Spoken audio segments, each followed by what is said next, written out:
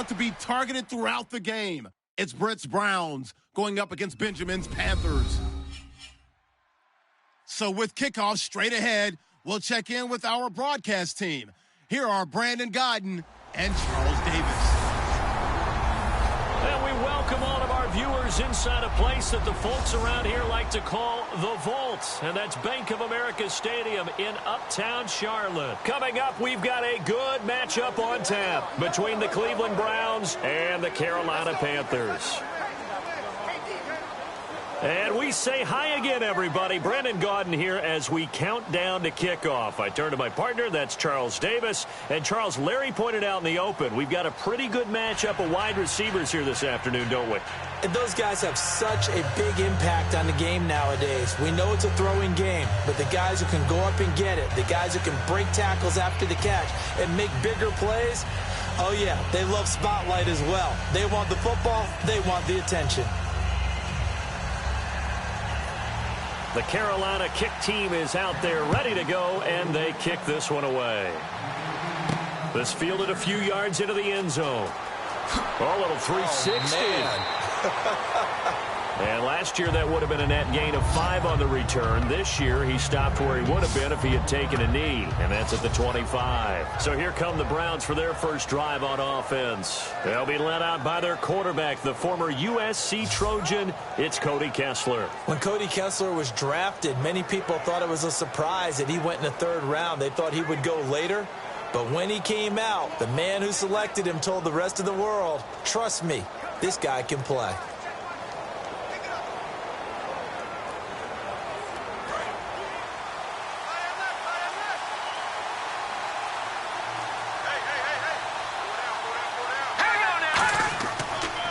Now a first carry for Isaiah Crowell. He takes this for 3 to the 29. Tackle made by Thomas Davis. And trying to give a lift to this offense today will be the Duke, the former Cane, Duke Johnson. Comes from a great tradition of runners at Miami of Florida. He's one of the best ones we've seen in recent years.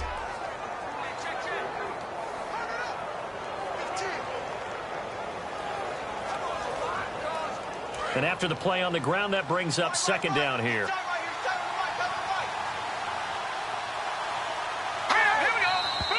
Now some movement before the snap. And we'll hear from our referee for the first time this afternoon.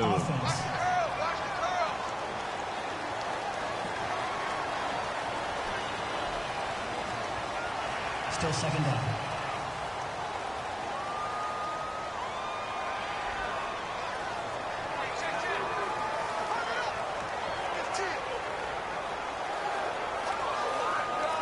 So now 11 yards to go for this offensive unit. It's 2nd down.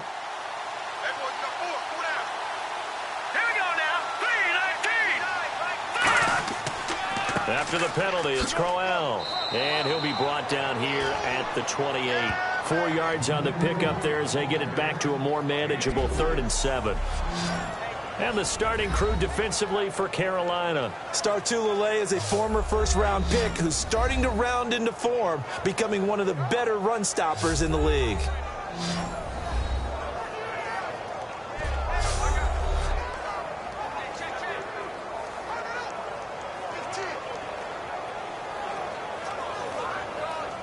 A tough spot here on their opening drive. This is 3rd and 7.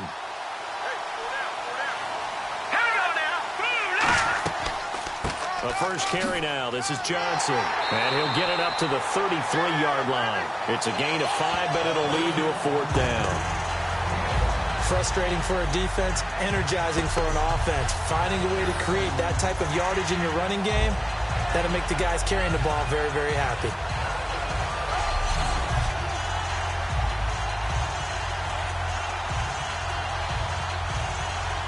On 4th down, the Browns hand things over to the veteran Britton Colquitt to punt.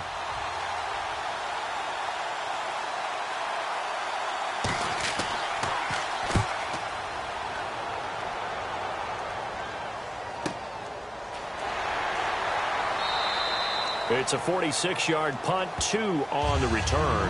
And the Panthers will get it here as they take possession. And Cam Newton brings out the 6-10 Carolina Panthers. And Boy, I know it's tough for the fans to hear that 6-10 record because they expected a lot more this year coming off the Super Bowl appearance. What questions need to be answered in the offseason? Well, I think let's start on offense and keep it there because the offensive line, both tackles, I think more help at wide receiver, at running back, and Cam Newton. They've talked about the ability of him to evolve as a quarterback. They want to kind of use the Ben Roethlisberger model where he doesn't run as much, the ball's out of his hands quicker in the pocket, and becomes better and more proficient, more accurate with his throws downfield. They want to take some of those hits off of him and extend his career. Newton now to throw. And he's going to get this one across the 30-yard line. 10 yards on the pickup there. Look, I have to take a second here and talk about Greg Olsen, the tight end for the Carolina Panthers. Third straight year over 1,000 yards in receptions. And guess what? That's the first time that's ever happened in NFL history. 3 straight years by a tight end. That's really something. Now 31 years of age. They're going to need him next year to turn it around because a very disappointing season. Not the season anyone expected, least of all the Carolina Panthers, but he's a building block that they can go ahead and get back to form starting in 2017. No gain on the play. It'll be second down. When we look at this unit like we are now, Greg Olsen has become such a reliable target in this league. Loves to be considered the #1 option in the passing game in the offense he plays, and he lives up to it. Knows the defense is set for him, knows how to beat them. And on 2nd and 10 now.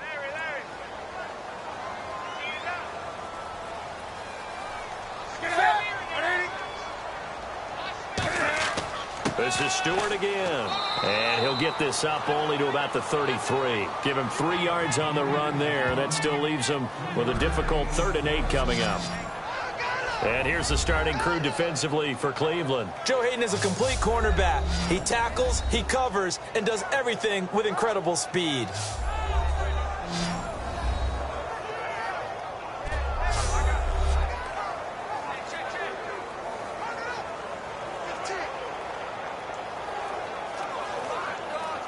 Tough spot for the offense. 3rd and 8.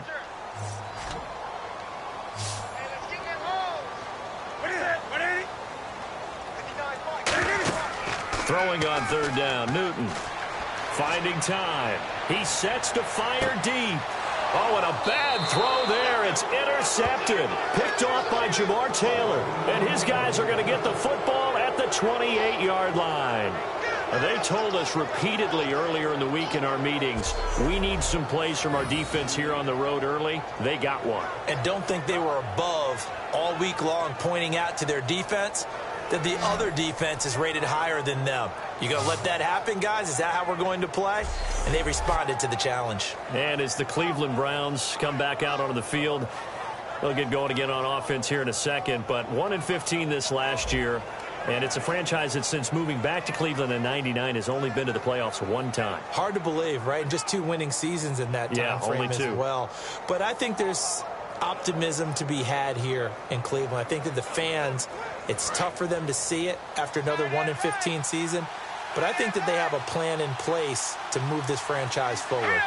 Ownership, front office, head coach, all in lockstep together with a vision and a plan that they intend to execute. And he's taken down, but not before getting this across midfield and just shy of the 40.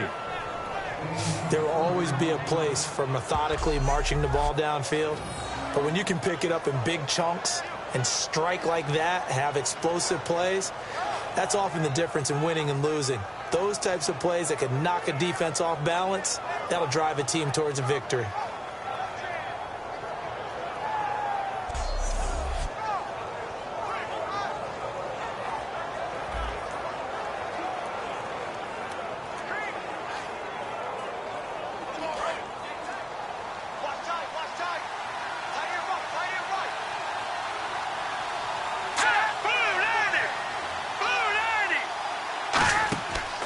First down carry now for Crowell. And he'll take this one down to about the 40. 2 yards on the pickup there. It'll be 2nd and 8. There's no sense of dancing around it. Not a lot of bright spots to talk about in Cleveland this year. If I think Isaiah Crowell, the running back, he's a guy we got to keep an eye on in the future. Short of 1,000 yards, but it's hard for him to get enough carries to get there. Yeah, but he was healthy, started all 16 games. Coach Hugh Jackson, though, said it was his goal to get him to 1,000. You're right, though, just shy of that at 952. And it's a short one here, complete to the tight end. 6 yards is the pickup, and that'll lead to a third down. They gave up the completion there, but this is what zone defenses count on. Catching the ball and not much run after the catch.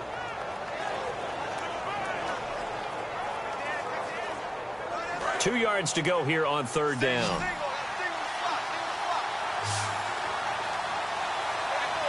They come out here in the eye. On 3rd and 2, Kessler looks to throw. He's got time in the pocket. And no escaping this time as he'll go down. They got him for a sack. Luke Kuechly in there to get him for a loss of 9, and that'll lead to 4th down. Man, he got in there so quickly, Charles. What could the offense have done to adjust and account for that? But what you're hoping is that you figure out and you see and get a clue that maybe there's going to be some pressure coming at you, and you change the blocking schemes. Maybe you go to max protection. The biggest one is maybe you bring your running back in to try and keep you clean. But in that case, that didn't happen.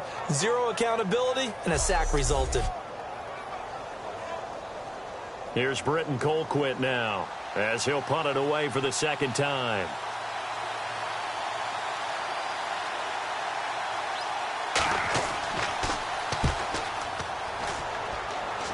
And they'll play keep away from the returner as this one will be marked out of bounds at the 13-yard line. Pretty good spot. The Browns defense getting ready. And now Big Mo's wearing a shirt of their color. They're hoping to continue that momentum in their direction, but maybe another pick. Who's Big Mo? He's momentum, right? Momentum. And right now, he's hugging them.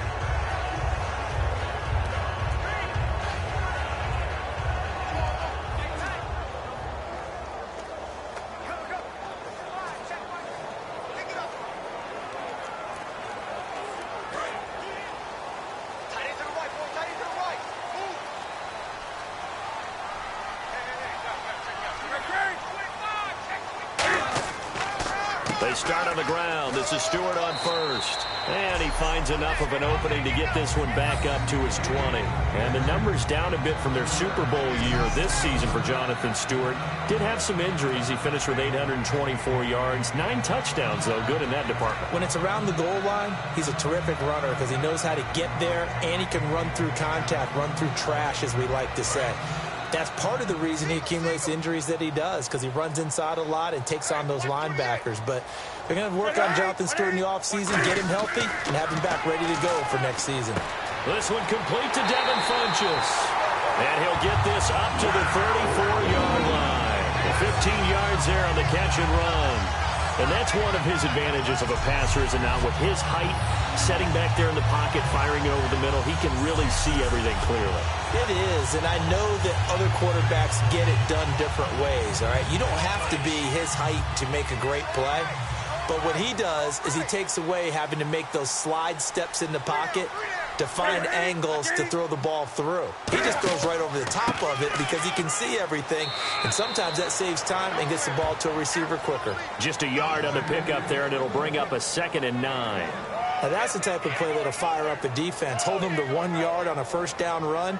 It'll be interesting to see if the offense decides to press the run at all, or if they'll abandon it now after gaining only 1 on that play.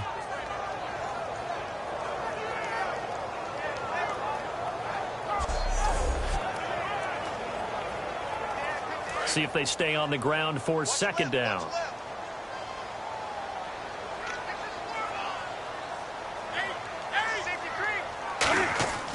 To throw on 2nd down is Newton.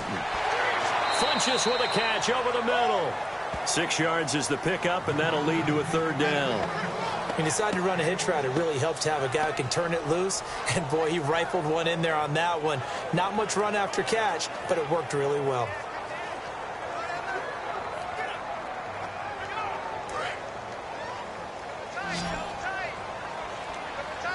It looks like a nickel set now for the Browns on 3rd down. Newton on 3rd down. And no escaping this time as he'll go down. They got him for a sack. Emmanuel Ogbah able to drop it for a loss of 12. And it'll be 4th down. Well, the beauty of screen passes is they take a little time to develop, and they can often hit big, but sometimes they take too long to develop, and sometimes you get sacked. Yeah, what's perfectly called for a defense to attack a screen?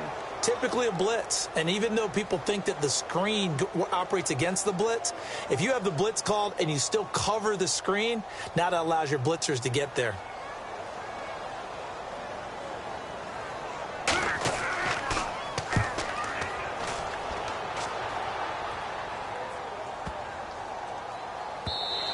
And that'll hit at the 5 and go into the end zone for a touchback. And now Cleveland geared up to take the field. And last time out, they had to punt the football away. Anything positive possibly to take from that? There always is when you're punting the football away. It doesn't sound like it because you're giving it up, but you've avoided a mistake. At least you didn't turn it over, You didn't turn it over, right? You're giving your defense a chance because you're punting the ball away, and they're set to go on the field as opposed to sudden change after a turnover, and wow, now we got to go out there and stop people. So, yeah, there's always something positive to be gained from it. They begin with a run by Crowell. And the window closes quickly. He'll only get up to the 22-yard line. Give him a couple on the carry there, 2nd and 8. That's a good play by the guys on the defensive side of the ball. Held him to a gain of 2. And that changes the playbook a little bit now for the guy calling plays. 2nd and 8. Now he's got to probably think about going to the air instead of maybe staying with the ground game.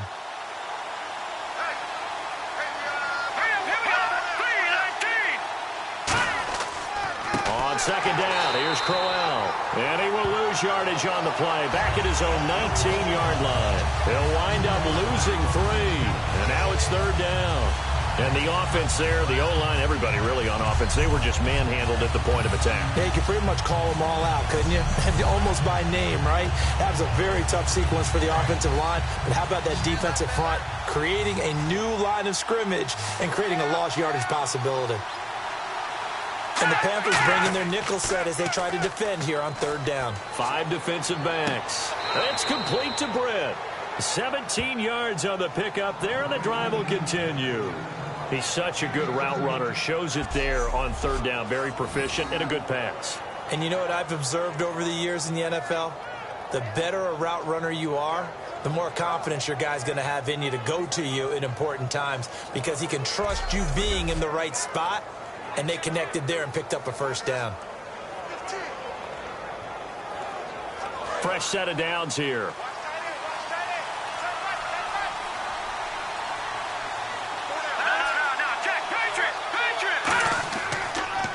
On the counter, it's Crowell. And unable to get downhill there as he'll take this up to about the 37. 2 yards on the carry there. It'll be 2nd down. I do know from experience that when you slow down someone's running game, you're now doing the dictating on defense. And guess what? Now you're getting ready to tee off on their quarterback because they have to throw it all the time. But you still have to be alert for the draws and other plays of that nature to make sure you don't get hurt.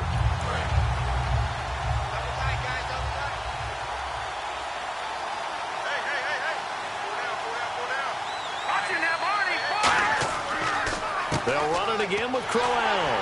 And nowhere to run on the interior of that defensive line. He'll get back only to the line of scrimmage. And they'll lose a yard that time, and that's going to lead to a 3rd down.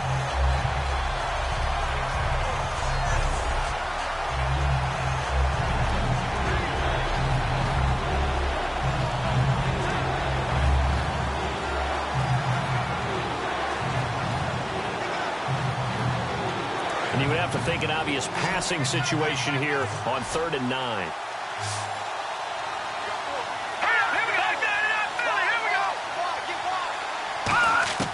Throwing is Kessler on 3rd down. Oh, he's got a man wide open, complete. And he takes this one down all the way near the 30. Holding offense. So he got his hands a little too far outside. The ref caught him, threw the flag.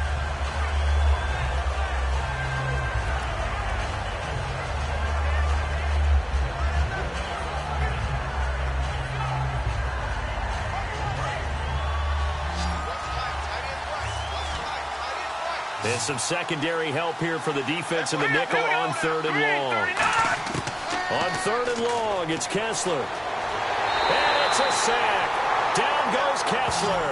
Thomas Davis in there to get him for a loss of 9, and that'll lead to 4th down. Well, certainly some teams are not intimidated by down and distance on defense, are they? 3rd and very long? Let's go get this guy again. Big-time pressure.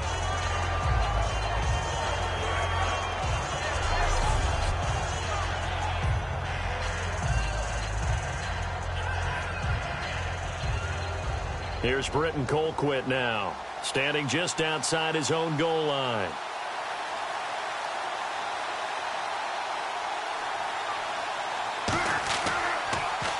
And he's getting a workout here in this first quarter as he gets it away. Whoosh. Good coverage there holds him to just a 2-yard return following a punt of 44. And the offense will take over with a new set of downs. Now the Panthers offense, they get set to come back onto the field. And they'll be looking to avoid what happened last time, which is punting the football. But when you look at how teams play the game, that complementary football comes into play. How do I take care of my defense? How do I take care of my offense? Well, the defense is taking care of them in a lot of ways. Now it's time for the offense to jump things up and help their defense out. Give them a little bit of rest. Yeah, time for them to give them a rest. Took the words right out of my mouth. Now a play fake here on 1st down. To the sideline, and that is a heck of a catch as he was able to get both feet in. If you're running out route, it's likely you're going to end up near the sideline. And what did we just see there? Toe tap. You got it. The benefits of practice. Toe tapping, foot dragging, picking it up, and making sure it was a catch.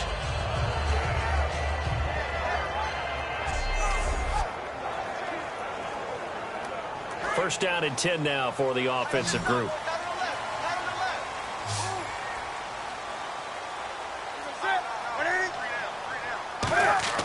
They go play action here on 1st down. Deep drop. And it's incomplete. Boy, he doesn't drop many like that one. 2nd down. We know it's not an easy job to go out and catch passes when people are trying to tackle you and knock the ball away. But the bottom line is, that's a pass he's got to have and a pass he should have caught.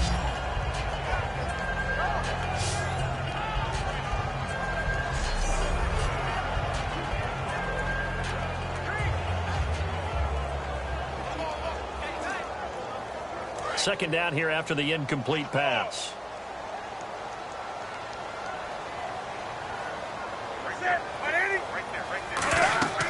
They'll run it now out of the gun.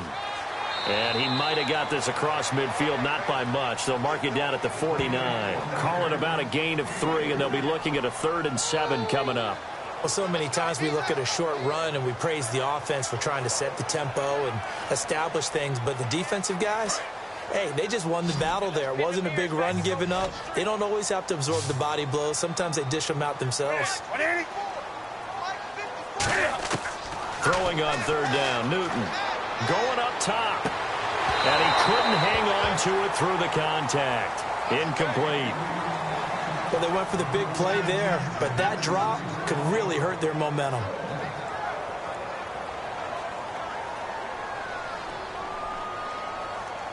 Here's Andy Lee now. On for his 2nd punt. He'd take a repeat of his first.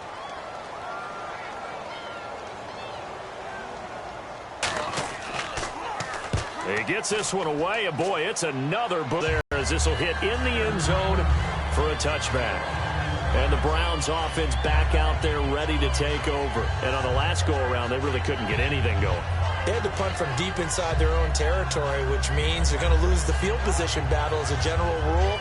What they're looking for now is a little more consistency, move the ball at least a few times on offense, get a couple of first downs, and hopefully flip the field. Yeah, just something to build off of. That's what they're looking for here.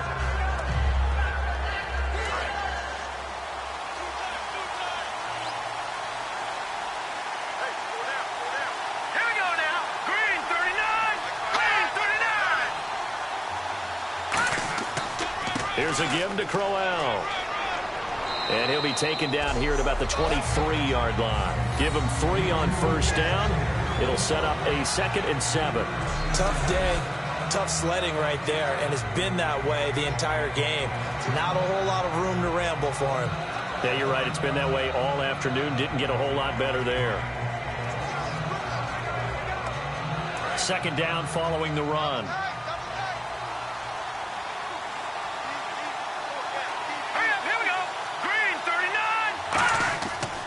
Again, it's Crowell.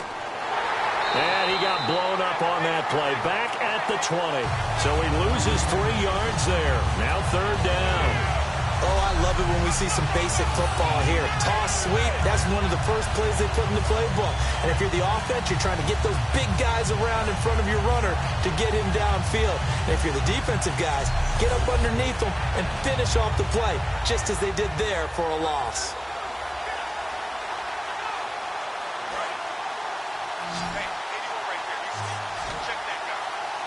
So here we go now. An extra defensive back in there on 3rd and 10. Play fake to Johnson. Now Kessler. It's incomplete. Took a shot, couldn't connect. One of the toughest things about playing defensive back is pattern reading, trying to figure out what they're doing. And on that one, they had to fly, just sending a guy downfield with the in route accompanying it, what people call a dagger route, trying to hit the guy underneath after the clear out. In this case, though, they're not able to get it done. Yeah, they said forget the underneath route. They went for the guy on the fly, but as you said, incomplete. His first punt, 48 yards. This one looks equally as good. Look at the spin. Balance. A good return there, 17 yards. And this offense takes over in great shape right at the 50, 1st and 10. Here's the Carolina offense as they get ready to take over here.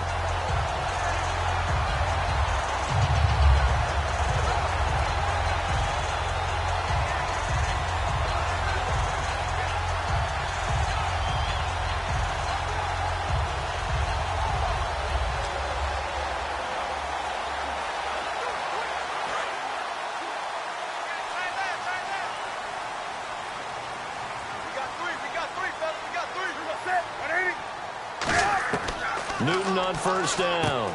And caught left side, Olsen. A gain of 6 there on 1st. All right, I'm doing my rudimentary math here. That's his 3rd catch here in the 1st quarter. I don't know if it's just game plan or he's just finding his way open. And maybe a little of both. So they complete the pass, and now they face a 2nd down.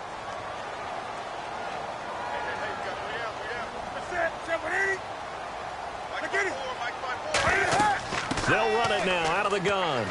And some good tackling there as he stopped up at about the 41. And they got half of what he needed there, 2 yards. And it'll bring up a 3rd and 2 more. Partner, we know today's NFL is really built around the guy throwing the football. But these short runs, they still pay dividends because they can take their toll on a defense and they can add up as the game goes along. You control the clock, you control the ball, and that way you often control the game. They'll try and run it. Here's Stewart. And he got blown up. Losing yardage on the play back at the 44. It's a loss of a full 3 yards, and it brings up 4th down. It's not always as straight as that team wanted it more than the other, but on that play, it actually was true. They were faster to the ball.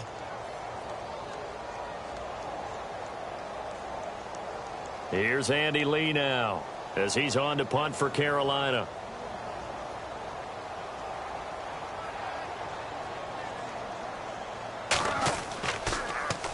He's been a busy man here in this 1st half as he gets it away. And they won't risk defending a return here. That one's out of bounds, and it'll be spotted at the 14-yard line.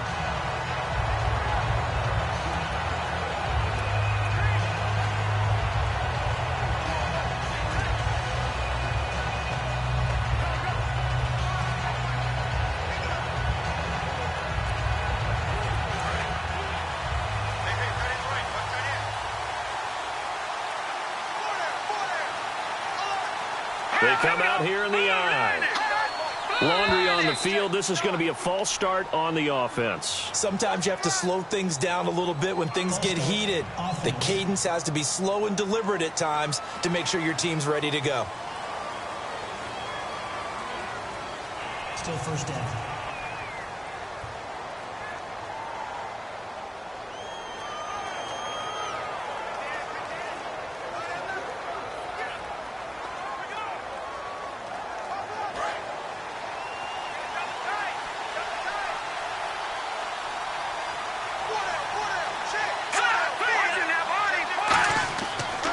They'll run with Crowell.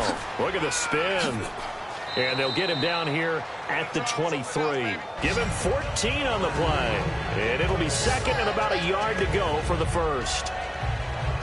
So we've reached the end of a fairly even first quarter of play. 0-0 our score. We're back to Uptown Charlotte after this timeout. This presentation of the NFL on EA Sports is brought to you by Snickers. You're off your game when you're hungry. Snickers satisfies. Back with Charles Davis. I'm Brandon Gaudin. The Browns with a football to begin quarter number 2. They're looking at a second and short yardage to start things out.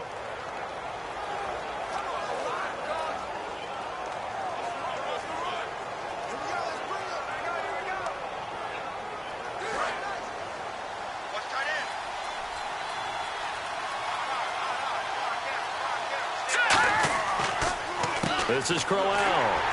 And his rough afternoon continues. He's going nowhere again. No gain on the play, and now they're faced with a 3rd and 1. That was an example of excellent defense there. They stumped him. So now he brings up a 3rd down situation. If I'm calling plays here, I make sure I put it in the hands of my quarterback and get it to a receiver real fast. I'm not running the ball here. They come up in an offset eye. They'll try to run for it with Crowell. And he's able to pick up the first before he's taken down at the 27. It's a gain of 4 there, and it gives him a new set of downs. Everyone understood their role on that play. 3rd and 1. You know, the defensive guys, they're trying to get down and get low and get leverage on the offensive lineman, but they didn't allow that to happen. They created a crease and allowed him to get through for a first down.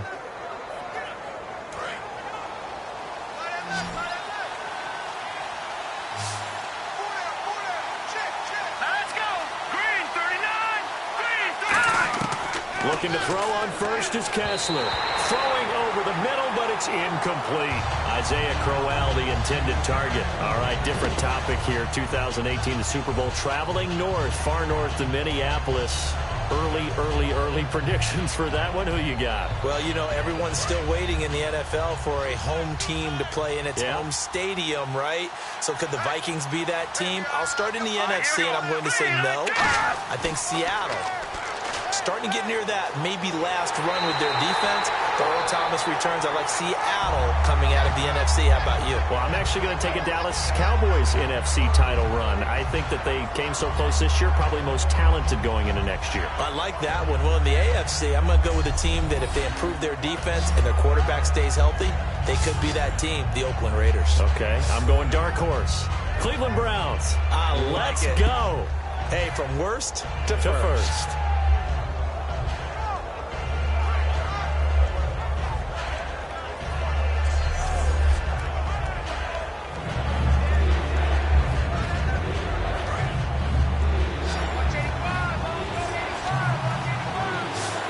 Third down, a nickel formation here defensively.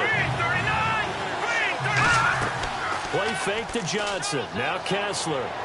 And he'll just toss it away. So he throws it away, and that brings up 4th down. Well, no second guessing the call here. It was 3rd and long, so throwing the football was probably the smart play to try and pick it up. But they don't get it, and now the defense goes off the field feeling pretty good about themselves, gaining some momentum as they force them into a likely punting situation.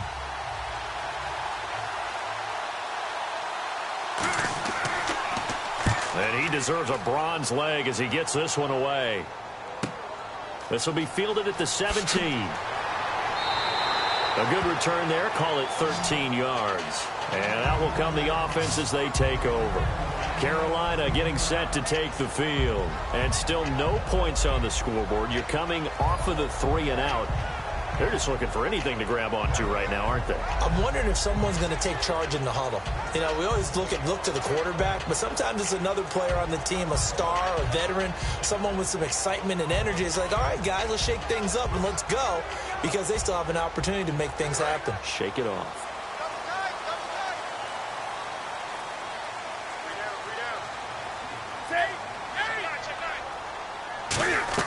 They'll start the drive with a run by Stewart. And he'll scratch out only about a yard up to the 32. The big nose tackle, Danny Shelton, there to swallow him up. The best defensive lineman They play with great leverage so they can get low and not get bowled over by offensive linemen. They have excellent hands. They can throw people off on a play. We just saw a great example of a really good run stop by a guy playing the defensive tackle position. 2 minutes gone by, second quarter.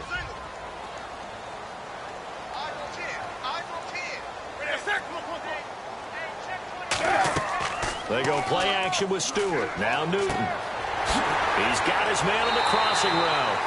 And he'll be taken down, but not before he gets into enemy territory.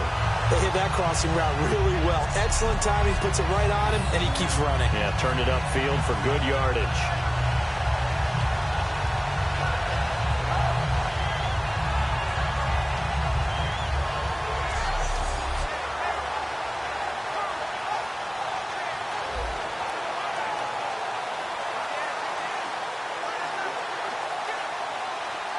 So after that big play, let's see if they can catch their defense maybe on their heels.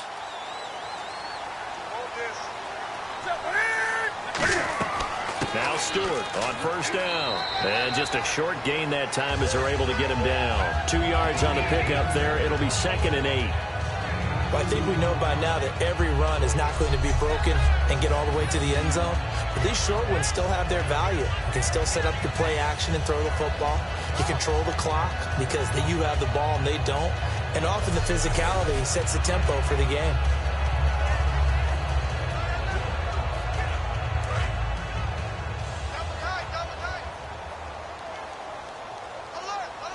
Stewart is the lone setback. And they'll give it to him here. And he gets this inside the 35-yard line. Give him 11 yards that time and a new set of downs. Whenever we meet with coaches and they always talk about wanting to establish running the football, it's oftentimes with a good tight end who can control the line of scrimmage and the point of attack, and they're becoming harder to find because the colleges are giving us a whole lot of receiving tight ends, former wide receivers who can run, not necessarily block very well. In this case, though, we saw 2 tight ends on the field, both of them with the ability to block, and he ran the ball successfully behind that power set. Now a first down throw for Newton. And he'll toss this one incomplete. Seeing no options, he throws it away. It's a tried and true formula, and I don't think it'll change for as long as we play football. If someone's trying to throw the ball and you can put pressure on them and make it tough, that's only going to help your defense. Yeah, he sensed being hurried. He got rid of it before taking the hit, but incomplete.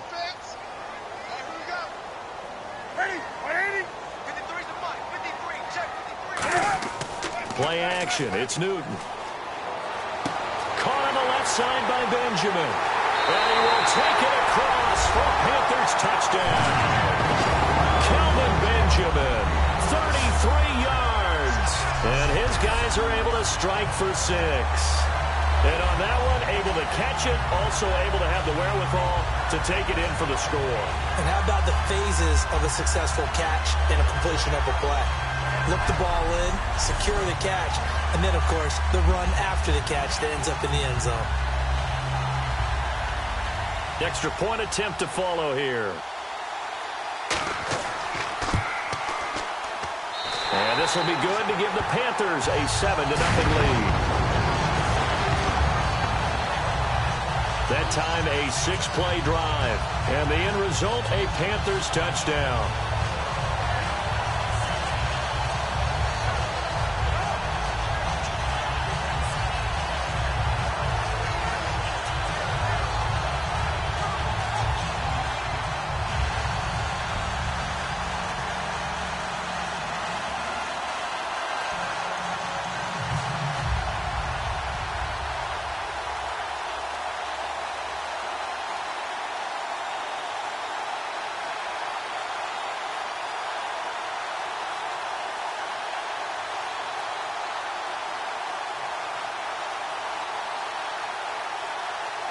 The kickoff unit is out on the field, and they will send this one away.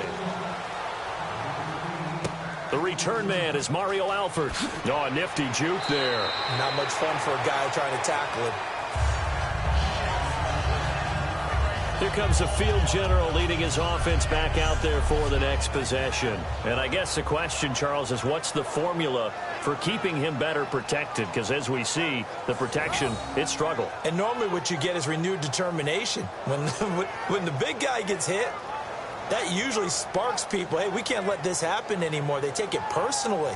He's not supposed to be on the ground, but that hasn't been the case so far in this game. So maybe they've got to figure out how do they get rid of the ball faster to help out the offensive line so he doesn't get hit as much. And we'll see if they can keep him off the ground now going forward.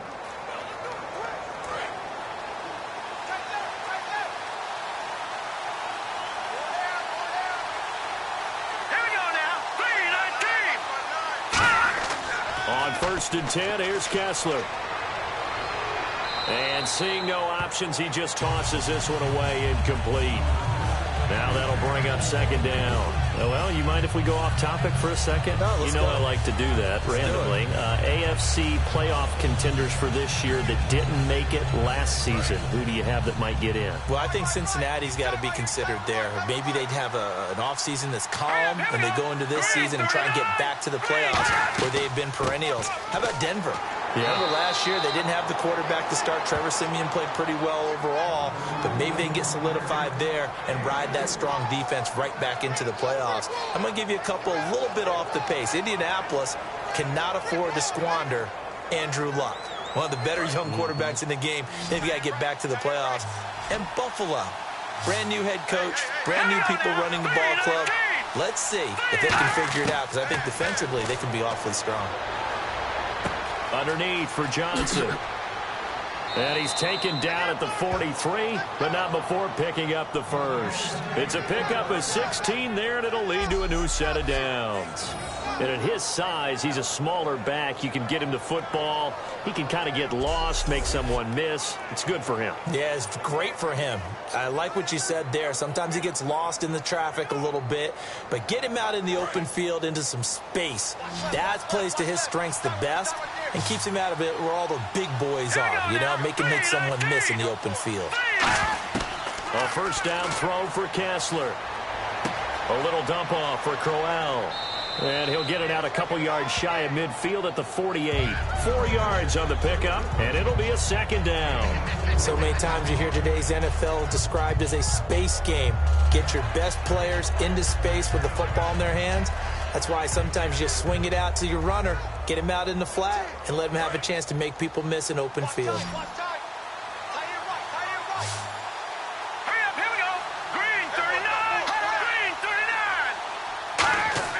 Now Kessler on 2nd down. He's going to loft one deep left side here. And the hit jarred it loose. It's incomplete. On every offensive coordinator, every play caller sheet, they have about 5 or 6 plays per game that they call shot plays or big plays. And you don't get many opportunities to dial them up. And they just did. And they drop it with a great chance to make a big play. That's going to hurt. 3rd down, Kessler. Going right side here, and that's complete. And he'll be taken down, but not before getting this inside the 30. I know many people like to throw to the tight end, maybe in a little flexed out position because he creates mismatches with his size. The slot receivers do the same thing with their quickness, their speed, and their route running savvy.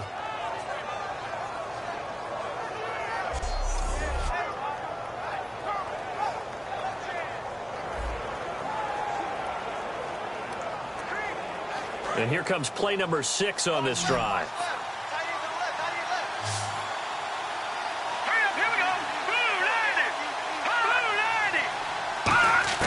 Kessler now on 1st down. It's a short one here, complete to his tight end. And inside the 20 before he's brought down.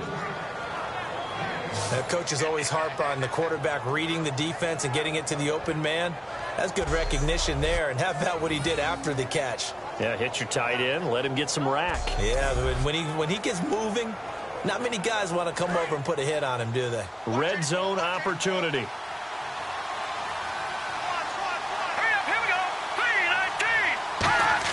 Into the red zone now. It's Kessler. That is caught inside the 5. And eventually stopped just shy of the goal line right around the 2. One thing I can say pretty safely, that route is not called if you don't have a guy who can throw the ball and put some mustard on it. Because if you're going to lollipop it in the middle of the field, bad things usually happen. It takes a strong-arm guy who can rifle it in there, and they were able to successfully complete that one. They come out here in the eye. And now we've got flags down. Looked like one of the Browns might have moved. False start, offense.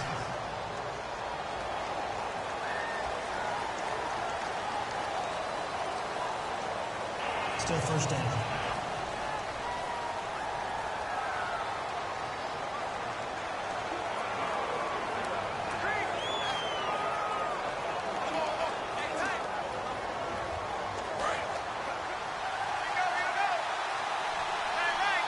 They come out 5 wide, 3 of them to the right side. They're throwing again. Kessler.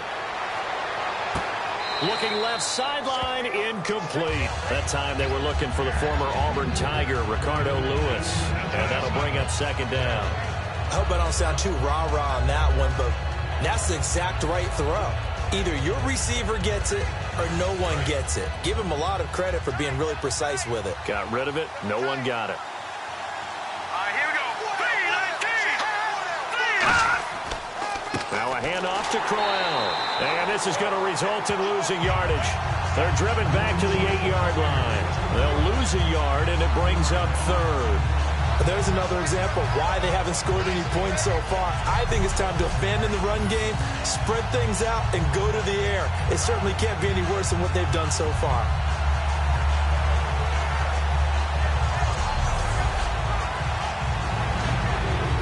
And back at the 8 now. 3rd and goal.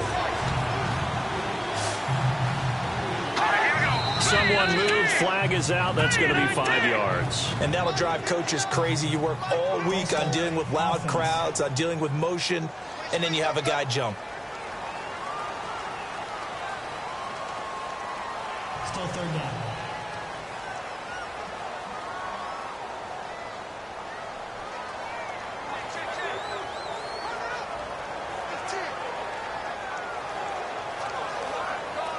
And this seemingly endless drive continues.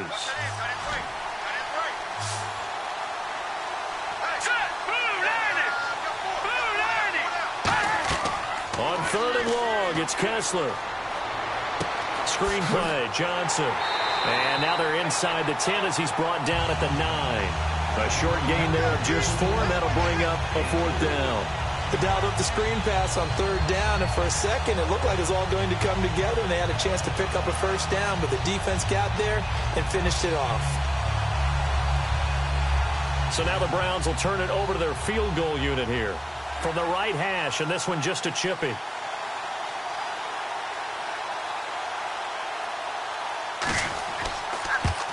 And this one is right through. And they are on the board, but still trailing. It's 7-3. And, Charles, they get the field goal. Took them a dozen plays, though. Work with me on this one. You know what I'm about to say, right? Bend but don't break. That's what came into play here for the defense. 12 plays were run at them. They only gave up 3 points. In a lot of ways, that's a win for the defense.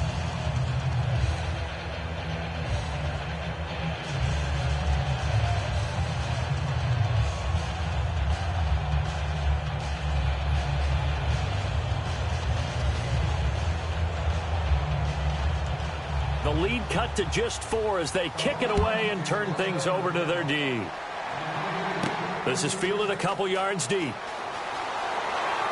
And last year that would have been a net gain of 5 on the return. This year he stopped where he would have been if he had taken a knee, and that's at the 25. Getting set to go again here, Cam Newton marches back onto the field. He's got the lead here in the second quarter. He's thrown the touchdown, but also an interception. As a quarterback, is that interception, even though you're playing well, your team's got the lead, does that always stick in the back of your mind a little bit? For the best ones, it just upsets them that they did that because they don't think there should be any blemishes on their record. They think that they're way better than that. So your confidence gets tested a little bit. Being able to go back out there, maybe throw another touchdown, that'll tamp that down in a big way. Yeah, because he's looked pretty good to this point. Newton turns and hands to Stewart. And there just continues to be nowhere to run. He's bottled up again at the line of scrimmage. Boy, that's a lot of sirloin steak to be taken down for no gain, partner. Are you trying to suggest that he is a huge man? He is not just a big man, a huge man. Big boy. Well, how about the credit then for the defense to be able to chop that big tree and put him on the ground? I know back when you played, it took 4 of you to take a guy like that down, right? Well, that's for sure. And you know what else? I didn't want to challenge him at dinner either.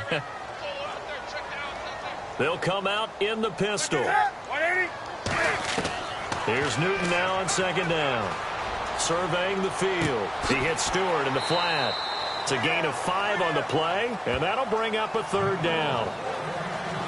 Everyone's got to be able to catch the football. Doesn't matter what position you play, but if you're on offense, be aware a ball may come your way.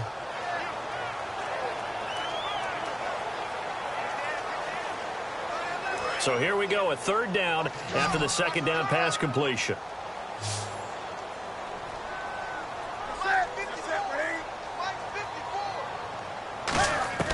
From the gun on third down, Newton. And no escaping this time as he'll go down. They got him for a sack. Now, that was just absolute perfect man coverage. Nowhere for them to go with the football. Led to a sack. And that's really difficult to do in today's NFL with all these gazelles running around that you're trying to cover in the secondary.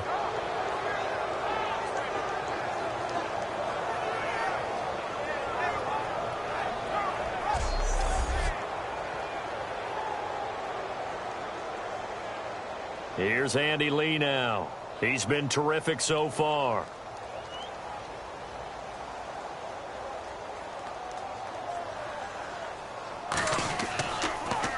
Averaging 50 yards a boot so far as this one's away. It's taken to the 26. 12 yards on the return that time. And the Browns will take over 1st and 10. And now Cleveland geared up to take the field. And they had 3 points last time, but they didn't want 3 points because they were well within range of scoring a touchdown. We'll see if they can do better now. I'm with you on that one. Let's just go ahead and be frank about the whole thing. The only one happy about the 3-point. The kicker. Exactly. He put it through the post. That's going to help him at contract time. But that offense, they're thinking, let's get in the end zone this time. I don't know if that helped him at contract time. You could have kicked that one through. I don't know about that. Toe bash. I don't know about toe that. bashed it. Super toe.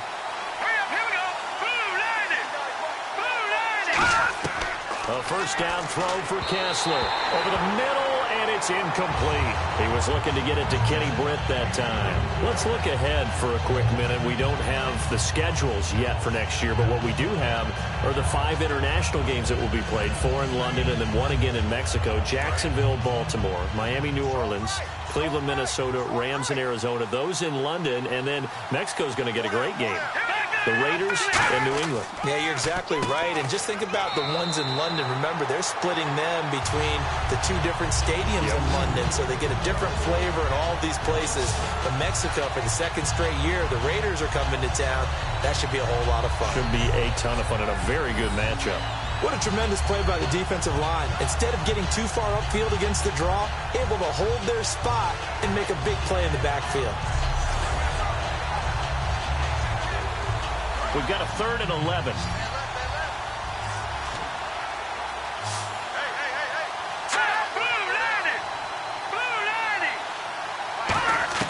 Throwing is Kessler on 3rd down. He finds Coleman. That one will go down as 33 yards on the 3rd down conversion. Now that play will end up on the highlights, and you'll see it all over the place. But what you won't see, the offensive line that bought the extra time, that allowed for the big completion downfield, those guys made that play possible.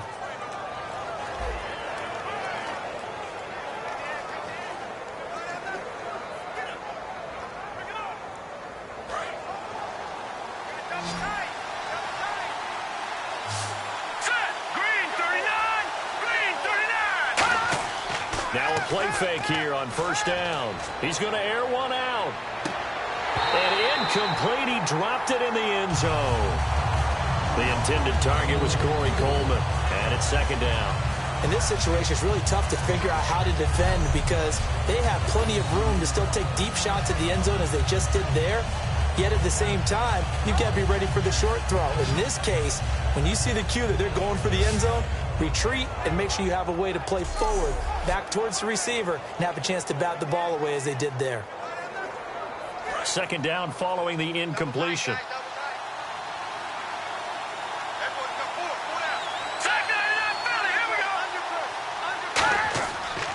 Crowell.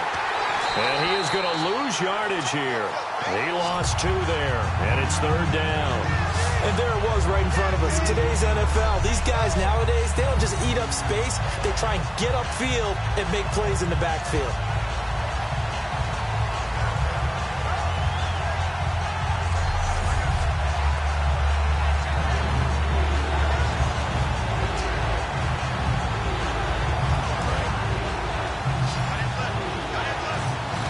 So now at 3rd and 12 with an extra defender here in the secondary, a nickel look. On 3rd down, Kessler. It's complete to Britt. And they do get him down, but not before he reaches the 4-yard line. So he makes the grab and the chains move forward. Nice job by the offensive line giving them time to complete that first down pass.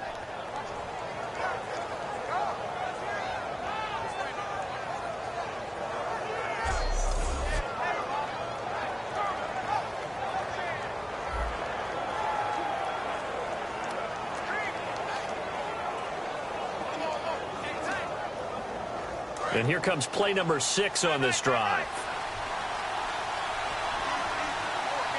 Let's go.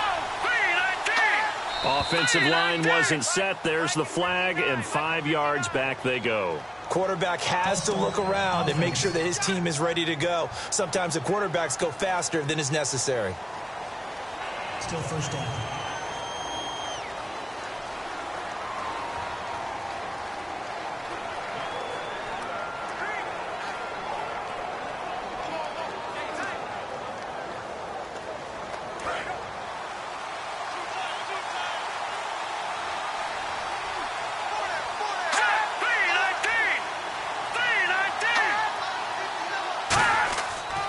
Now it's Crowell. And able to push his way forward here for a good little gain. And give him 5 that time as they draw a bit closer here for a 2nd and goal. Well, it's been the air game that's taken them down on this drive before they finally turned around and handed it off on the last play. And now they're looking for the big boys to get him in the end zone. Couldn't do it there. It'll be interesting to see. Offensive lines had to pass block a lot on this drive. Will they be able to revert and fire out and create some space in the run game? Ball spotted at the 4. It's 2nd and goal. It'll go as no gain on the play, and now they're looking at a 3rd and goal. 2 straight shots on the ground. Now on 3rd, do you go to the air? I think the possibility exists, and if you're doing it, you're probably going play action since you ran it twice. But I often think that 2nd down is the time you go play action and throw the ball. I say commit to the run and think about it being 4-down territory. On 3rd and goal, Kessler. And that's going to be caught for a Browns touchdown. Their big tight end from 4 yards out. And the Browns have taken the lead. So on 3rd and medium, they dial up the pass, and it works to hit the end zone. And it's really not a surprise to me. That's a throwing down in the NFL because of how tough it is to run the football. But what offenses like to do is still show run formations to make them respect it and throw out of those. In this case, they took a nice shot at the end zone and made it pay off. And it's through, and that makes the lead 10-7. So that drive consumes 9 plays all told. And it's capped off by the Browns touchdown.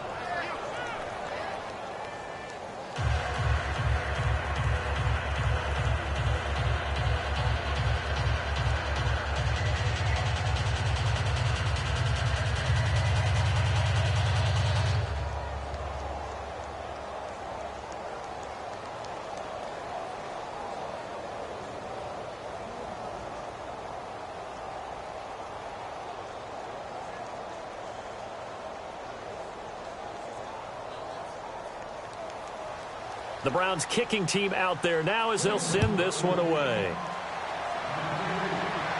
This is fielded a couple yards deep.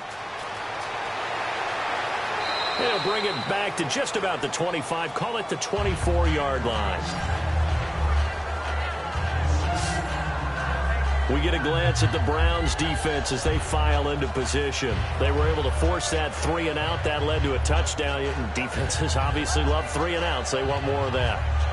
They created a very short and not too sweet stint for the offense by getting them off the field that fast, but it set up their own offense, gave them a little spark, and they took it downfield and scored. Now the question, can they do it again? Let's see.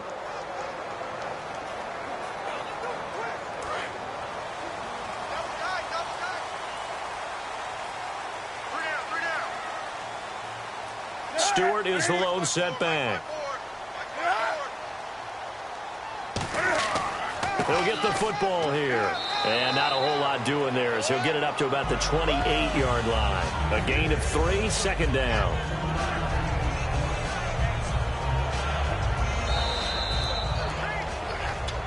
Two minutes to go here in the first half. Back with more from Charlotte after this.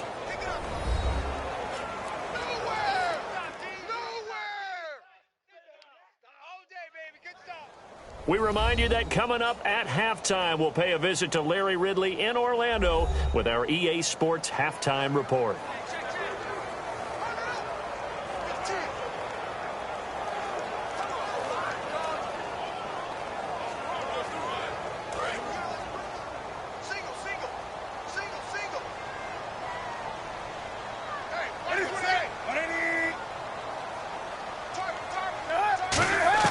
On second down, here's Newton.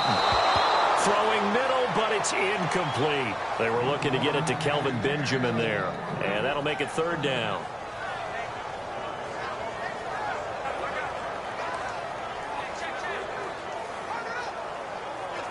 Seven yards remaining here on third down.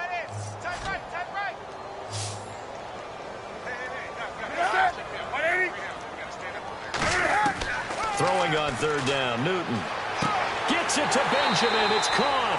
And he's got the first down yardage before he's brought down at the 42. And now they're in the hurry-up. On 1st and 10, Newton. He's got time. And he will find his man on the end route. Complete. And he'll be taken down, but not before getting this inside the 30. He got 29 yards that time. Well, clearly one of his advantages as a passer is his height. Sit back in the pocket, fired over the middle. That makes things tougher defensively, doesn't it? It really does, because your goal is to move the quarterback off his initial spot when he gets his drop back completed. But when you have that type of height, he can stay in there if he's willing to take the hits and just fire over the top, which saves him time and actually completes a play a little bit quicker than it normally does for a quarterback has to slide and find open space to throw.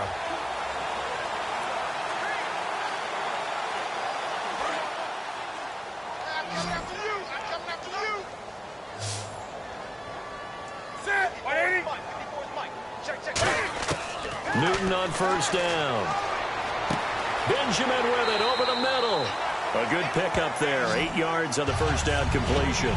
Kelvin Benjamin bounced back from an ACL injury in 2015 to really good health in 2016 and had a 100-plus yard game early in the season, so it looked like he was all the way back. But Brandon, the rest of the year, never broke 100 yards again. That is hard to believe. He had a stretch late in the season. He went 18 yards, 11 yards, 20 yards. That's just not what you expect from him and the Panthers. Not at all. I don't think it's all his fault, but they're going to be looking for another breakout season from him next year.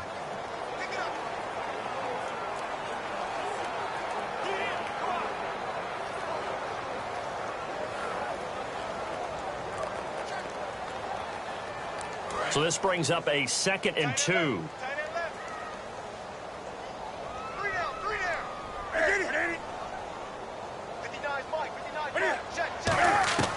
Again, Newton. And incomplete there. A nice hit. Jars the ball free and brings up third down.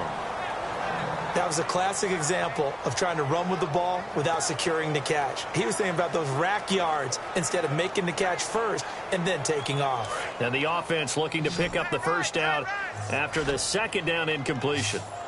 Looks like a nickel set here defensively on 3rd and 2. Yeah, maybe expecting a throw. 3rd and 2, Newton. incomplete. The contact made the ball roam free and brings up 4th down. Well, Clark, the hit sure looks like a simple route, but I think the issue with it is a lot of time when you're making that play, you're actually working your way back inside towards traffic where the big guys are coming from inside out, whether it's defensive ends or linebackers. And a lot of the time, instead of securing the pass, your eyes might stray towards the middle and wonder where the big hit's going to come from. And his kick is indeed good, and that will tie things up as we head toward halftime. So it goes down as an 8-play drive, and they cap it with the field goal. Yeah, they were able to pick up a few first downs along the way, but they couldn't keep the momentum going all the way into the end zone.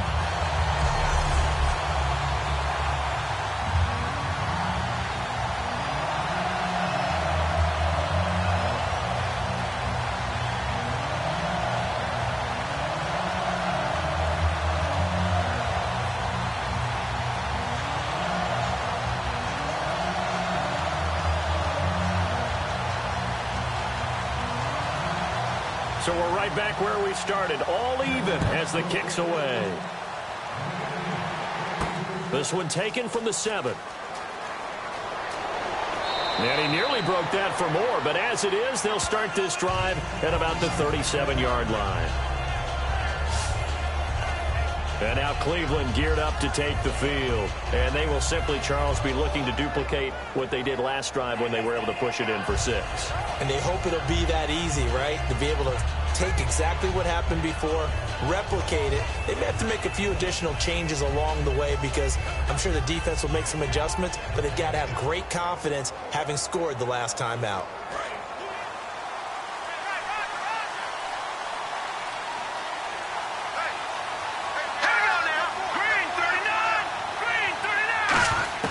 Kessler now on 1st down. And it's a sack. Down goes Kessler. It'll be a loss of 10. And it'll bring up 2nd. Well, so much for setting the tone of the drive offensively. Giving up a big sack that loses that kind of yardage, not a great start.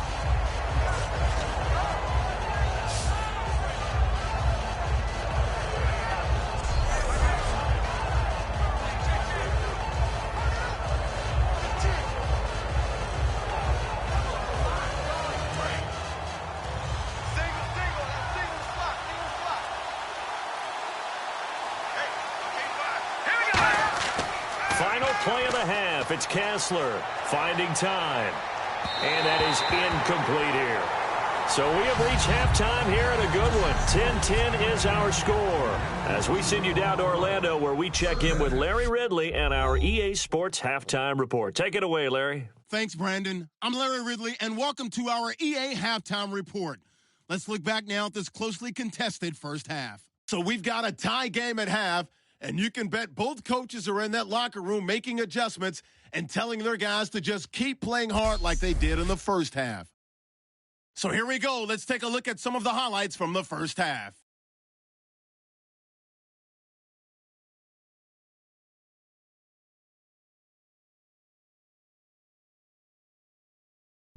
Panthers ball early in the second. Newton's going to complete the pass, and this goes 33 yards for the score. Panthers take the early lead.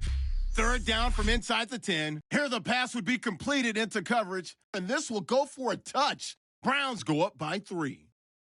Just about out of time in the first half. So going to get to the QB once again. This will go as a loss of 10.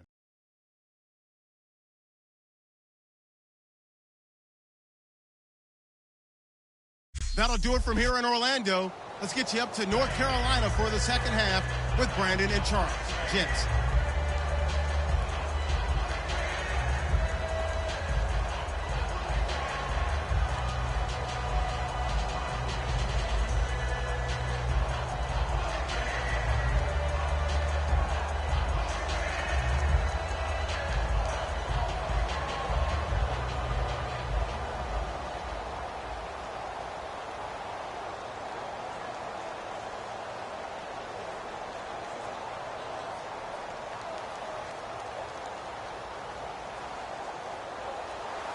So both teams have their marching orders, and we'll get going again here in quarter number 3.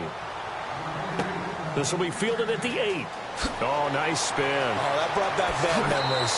And a good return as he'll be stopped just shy of the 30-yard line.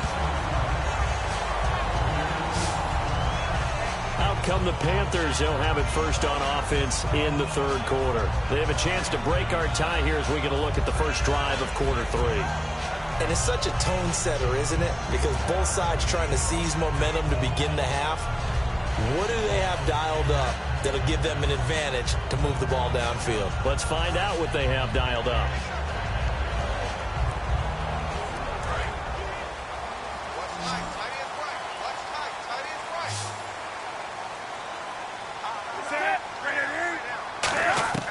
Now Newton on first down. Caught on the left side by Benjamin. It's a gain of 13 for number 13, and it gives him a first down. Partner, this is one of the best routes anyone can have in their offensive playbook. Tough to defend because you think it's a go route, and then he breaks it back on the comeback. There's one other thing you need as well. A well-thrown ball. Exactly right. You have a guy who has some precision in throwing the football because of the timing of the route. Offense comes to the line now, 1st and 10.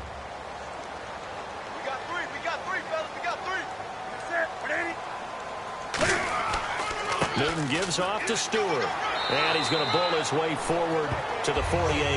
A solid run on first down. Gain of 7. Leaves him with a 2nd and 3. Some runs are blocked so well, you almost forget that someone has to carry the ball to gain the yardage. The leverage by the offensive line to create space up front, really well done. And after the play on the ground, that brings up 2nd down here.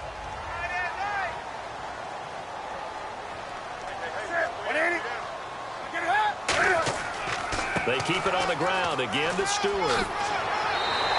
Give him 12 yards on that one. It earns him a fresh set of downs.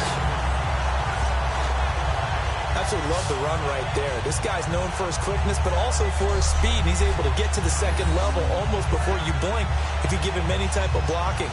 Always talk about slot receivers. They're usually known as quicker than fast. In this case, we've got a guy who's quick and fast, and he used it to great advantage. And a new set of downs here after picking up the first on the ground.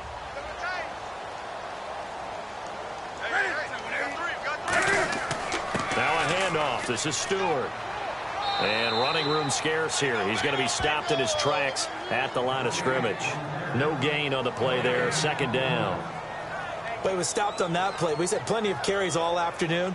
Every now and then the defense is going to win one, but I don't think they'll shy away from handing it to him the rest of the game. So 2nd and 10 here.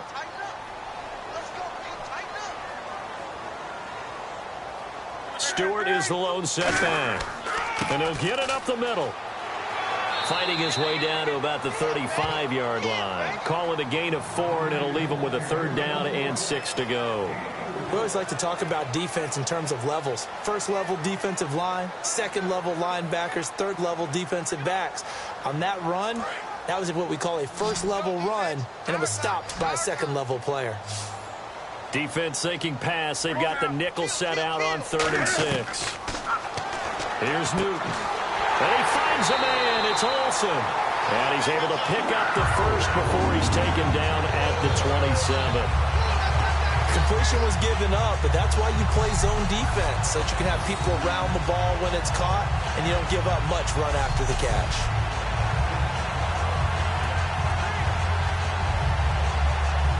And here comes play number 6 on this drive.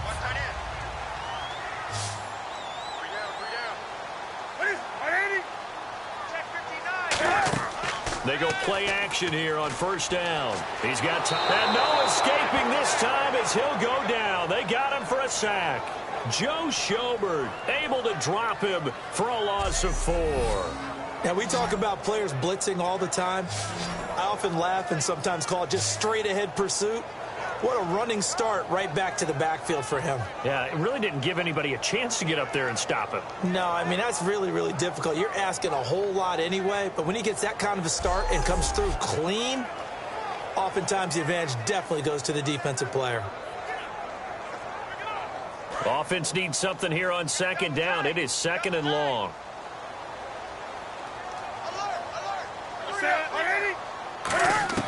To throw on 2nd down is Newton.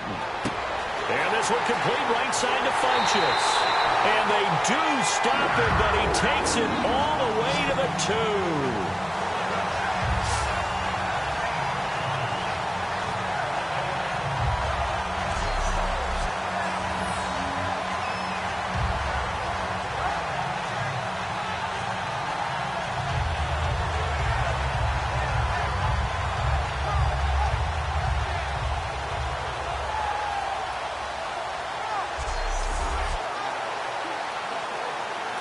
And now inside the red zone, the offense will operate.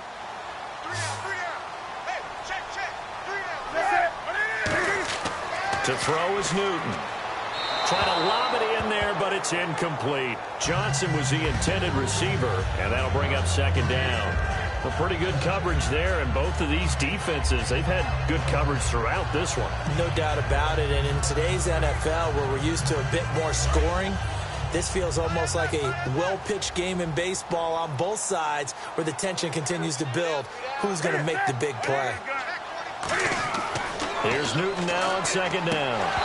And he can't hang on. That's definitely going to be one he wishes he had back. Incomplete in the end zone.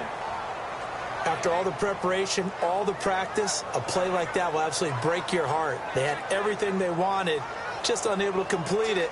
In the end zone, a big-time drop. Now the Panthers get set, 3rd and goal. And the defense has to account for Cam Newton on this play.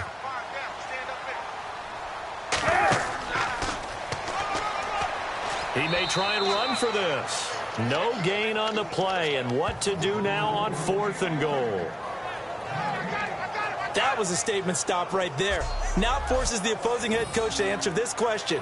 What do you do on 4th down?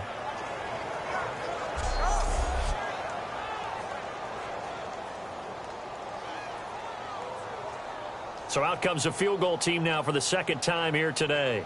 From the left hash, he'll have to cut this at a tight angle. And the holder's going to keep it. He's going to try to run for it. And he takes it into the end zone for a Panthers touchdown. Derek Anderson keeping it himself from a yard out. And the Panthers have broken our tie as they take the lead. And a special play there by the special teams. It's one thing to fake it. He ran it in for the score. I think the special teams coach saw something on film in preparation for this game, told the head coach now's the time. He got the green light, and they worked it to perfection. He's got it as they go up by a total of 17-10. That one in the books as a 12-play drive. And Carolina scores to cap it off.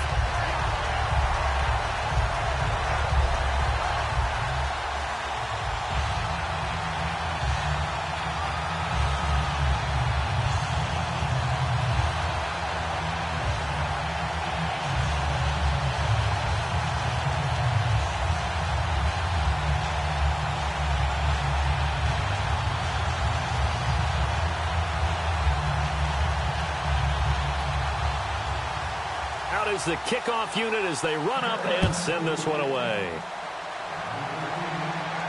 This is taken about 7 yards deep. And no run back here. This will be a touchback, and it comes out to the 25-yard line. Now we take a glance at the offense as they work their way back out for their first possession of the second half. They trail offense, first time to touch the ball in quarter 3, and we'll see what they can do. And I can't wait to see what they have planned. Because some teams script to start a half. Other teams just go, okay, these are the sequence of plays we want to run. These things worked well for us. And sometimes they throw in that big chunk play right away. Shocker. Try and get after them early and try and create a big play to give themselves some momentum. See what they have up their sleeve. On the run, it's Crowell. And not a whole lot doing there as he'll get it up to about the 28-yard line. 3 yards on the pickup there, and it'll be second down. Not a big run on the first play of the drive, but that doesn't necessarily mean it was a bad play. Sometimes you're just trying to settle in, get your guys a little bit of contact, and get things moving. So the offense now dealing with a 2nd and 7. They come out here in the eye. Now a handoff here to his running back. They'll only get a couple up to about the 30.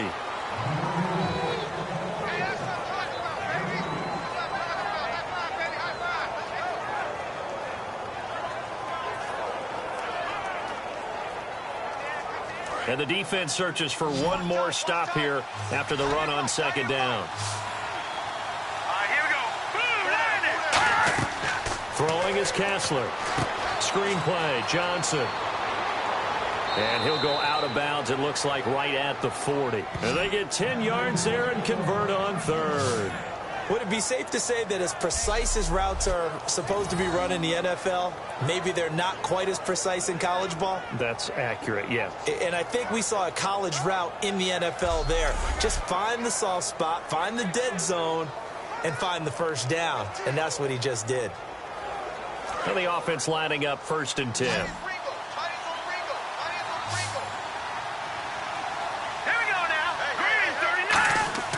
Now a play fake here on 1st down. Surveying the field. Wide open receiver complete. And he's going to get this down to the 35-yard line. There's so many things to watch for when you play defense. And reading your keys, you always hear about that, and having your eyes in the right place. Sometimes your eyes can fool you. How about that play action there?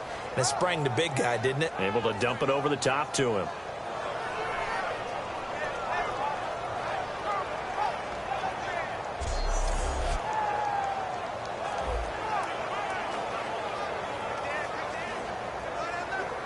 So the offense has it 1st and 10.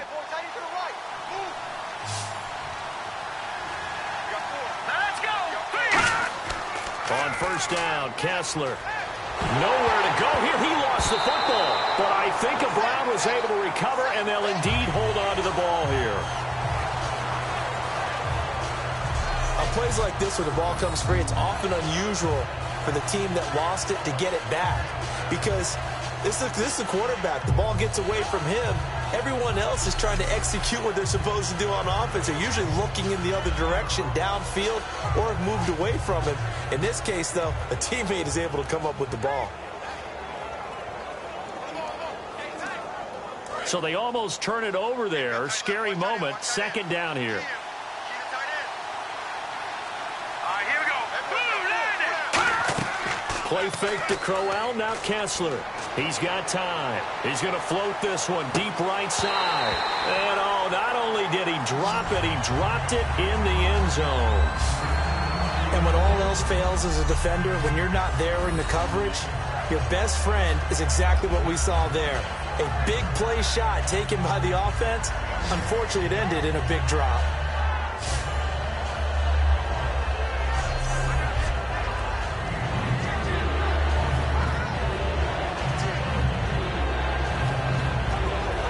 And this offensive unit, they have to face a 3rd down and 12 now.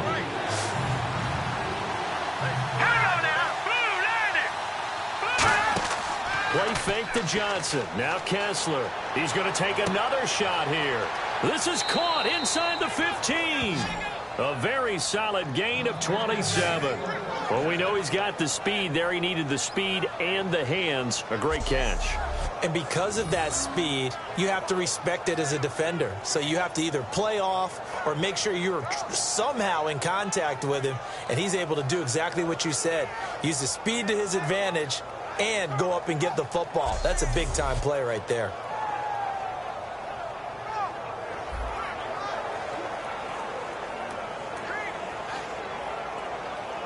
Offense walks to the line for play number 7 of the drive.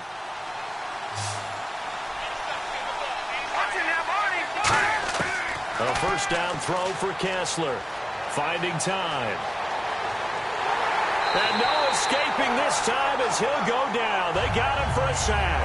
Star Latulele in there to record another sack. Their 6th of the afternoon. Well, that was point counterpoint, wasn't it? They decided to throw for it on 1st and goal. Instead, the defense counters with pressure, and the defense wins, getting a big sack.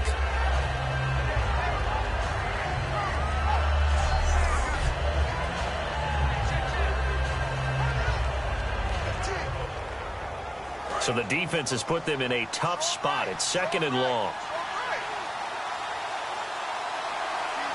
Let's go. 3-19. They'll give it to him right up the gut. And he'll get about 3 just outside the 10, snapped at the 11. If you're a football guy, that's a pretty run because everyone is in sync right there. Obviously, the guy carrying the ball, but how about the people up front?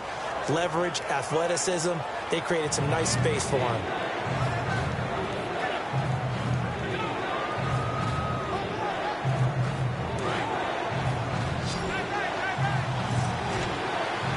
An extra defensive back on the field here for 3rd and goal. On 3rd and goal, Kessler. This will be caught at about the 6. They get 7 there, but it brings up 4th. So much about this game is just understanding situations and then having to execute, isn't it? Guard the first down sticks. Don't let them get there. And they rallied and made the tackle. So out comes a field goal team now for the 2nd time here today. From the left hash, a chip shot here. And his kick here is good. And that will cut this lead back down to 4 now. It's 17-13. A decent drive there to start the 3rd quarter. They only salvaged 3 out of it, but they do inch a bit closer. Yeah, still lots of time to go in this one. Take the points, move on, and let your defense try to get the ball back.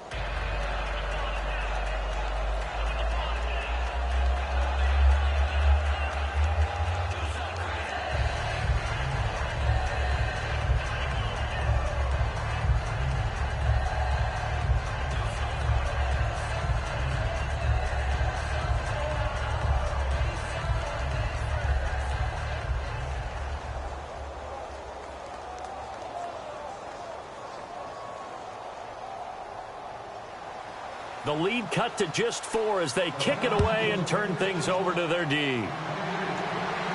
This one taken from the 7. Ooh, with a juke.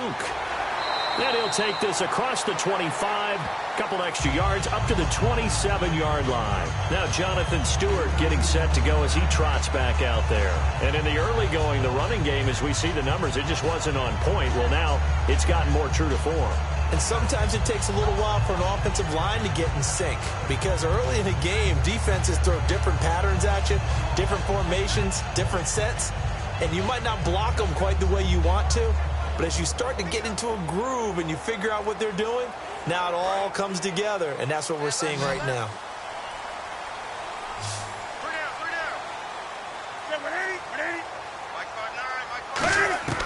Now Newton on 1st down. To the sideline, and oh, a nice catch there. Made sure the feet were inbounds, and they were. Was that a receiver? Yeah, actually it was. There was a running back who was a receiver on the play. Ikey's been spending time in the receiver drills getting his feet down. Well, those guys out of the backfield, they got to be good, agile with their feet. He showed the agility there with a toe tap. No doubt about it. It's like he'd learned to ballet school. Got the toes down and stayed in bounds. Another run for Stewart. He's been busy. And he went nowhere. He'll lose yardage back to the 29. The evaluation process in today's NFL does not take into account as much bulk as it does speed. And that's what we're seeing with the linebacker position. Those guys that can run, they can play at any spot because they can make plays on the opposite side of the line of scrimmage.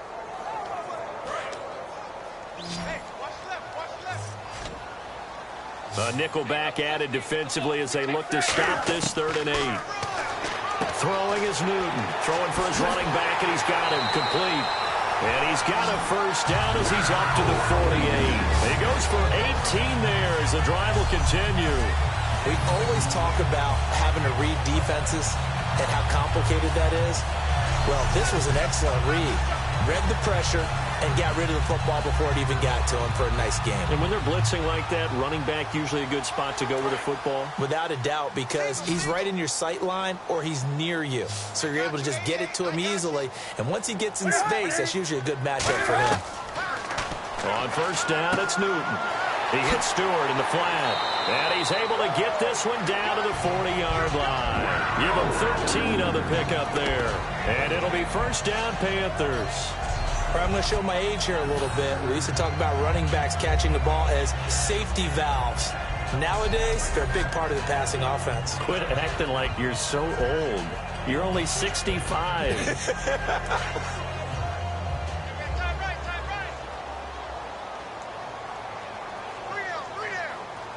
They come out here in the I. Here's Stewart. And brought down, but able to get it to their 30-yard line. It'll go as a gain of 10 there. And it'll be a Carolina first. And that's how you run the football and run it successfully. Big-time chunk of yardage picked up, but why? Offensive linemen won at the point of attack.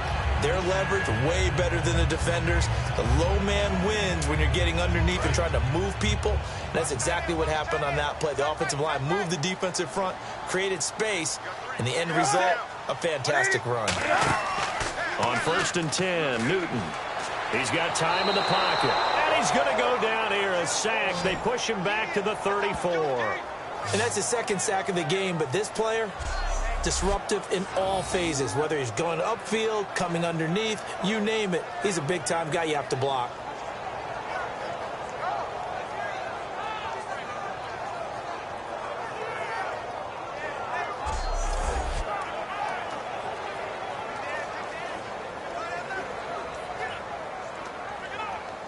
And here comes play number 6 on this drive.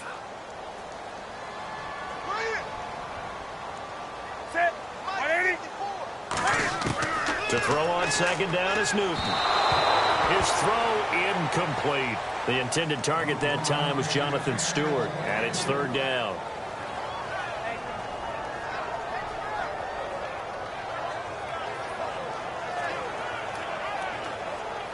Seventh play of this drive coming up, but a long way to go on 3rd down.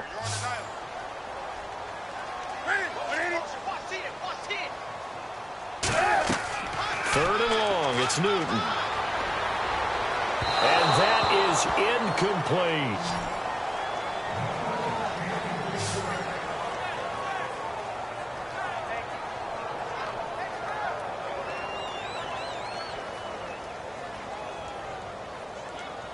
So out comes a field goal team now for the second time here today.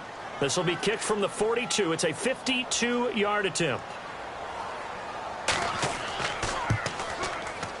And this is good. It was running out of gas there at the end, but he winds up getting just enough on it. And that'll make this a 7-point game. A little bit of a lower trajectory there on the deep kick, and it worked. Had to do it because he had to drive it out low because of the length of the kick. Able to do that, got it above the defense and over the post.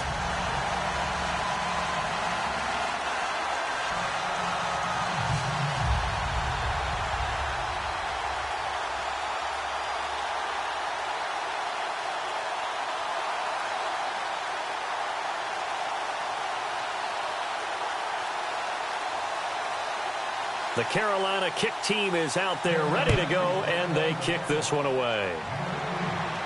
This is taken about 7 yards deep, and they'll put up the stop sign there as his guys will get it at the 25. And now Cleveland geared up to take the field. And last time they got 3 points, but it was a chip shot field goal. And when you go to the sideline after a chip shot field goal, maybe the offense not too happy. It's a balancing act, isn't it? Because you're exactly right. They're none too pleased that they didn't punch it in for 6 points. But they also have to remember they did put points on the board. 3 points is 3 points. And in this league, you take points when you can get them. Not easily done.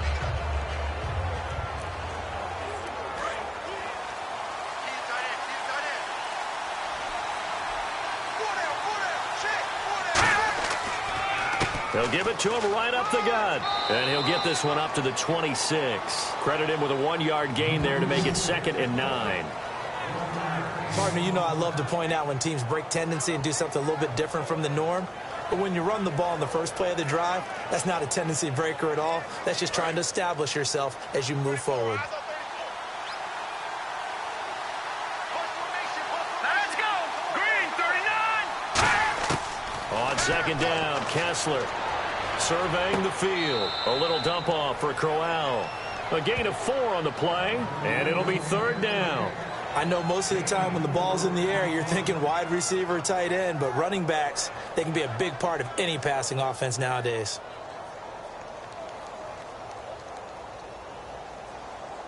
Five yards to gain here on 3rd down.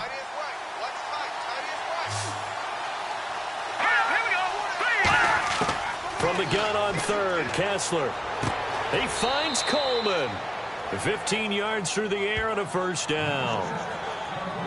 And, boy, they had high praise for this rookie receiver when we asked the coaches about him, didn't they? They certainly did, and obviously they liked his measurables. Otherwise, they wouldn't have brought him onto the team. Height, weight, speed, all of that.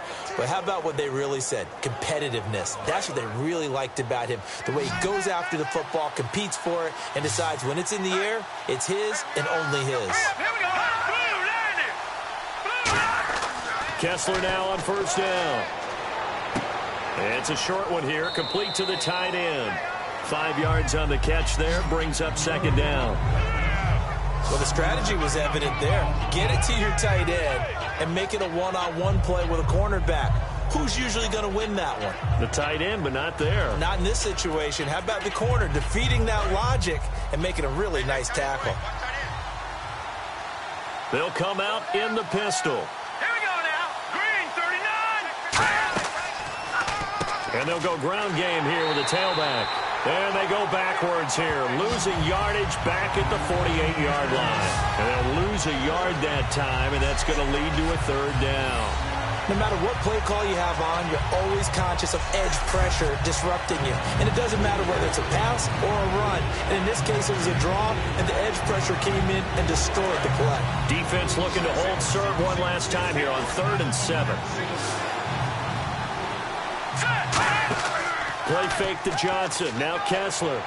He rifles one that's intercepted. A great read, and it's picked off. And his crew will take over with a football at the 35-yard line. Maybe he telegraphed it a little bit right there. You've got a quarterback knowing that he's going against a rookie quarterback. He stepped in and picked it. You think he had a great week of preparation, looking forward to this opportunity? And the second part of that is, when you're a young quarterback, you are going to stare down targets. But oftentimes your playbook hasn't expanded to give you full field reads as well. Makes it a little bit tougher for him.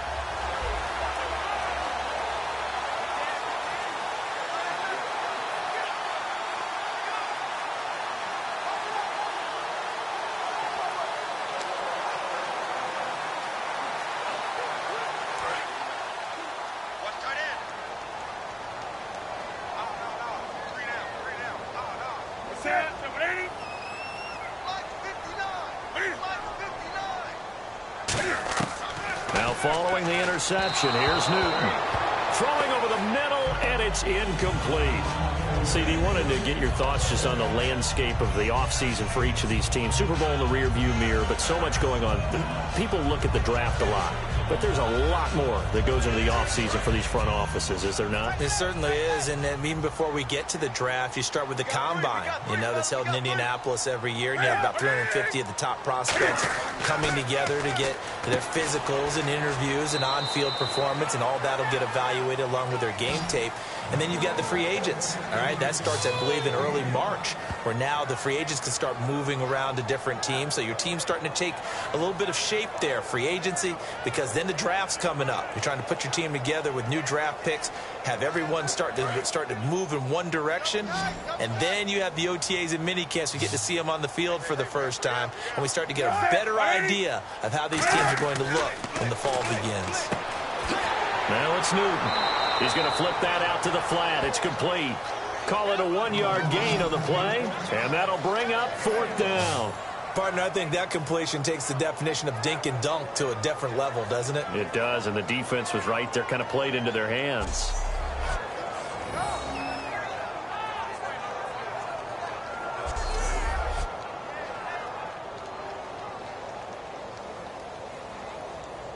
Here's Andy Lee now, as he's on for the 5th time here today. 3 quarters in the books.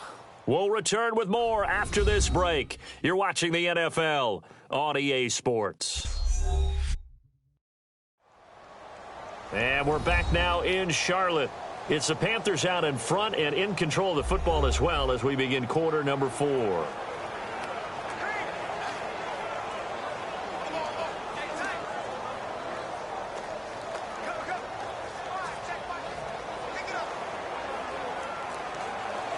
Here's Andy Lee now as he's on to punt for Carolina.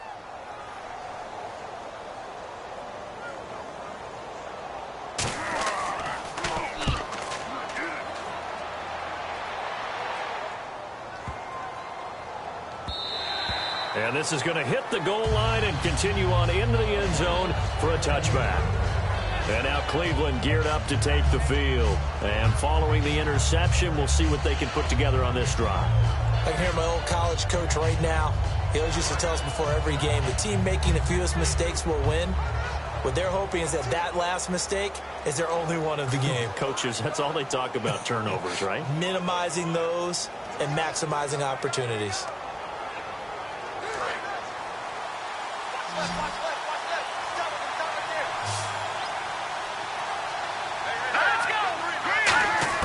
They go back to the air here after the INT. And he'll lay out and pull it in. What a diving catch there.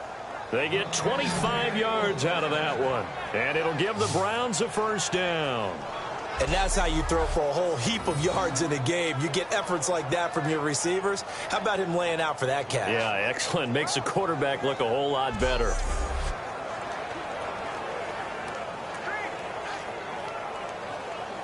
So here we go, 1st and 10 now.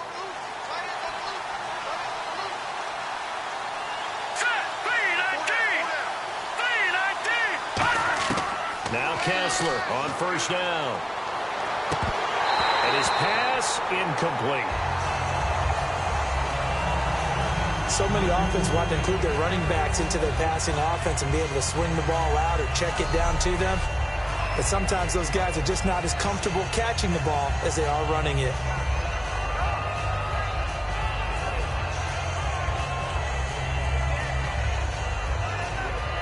Second down now after the incompletion.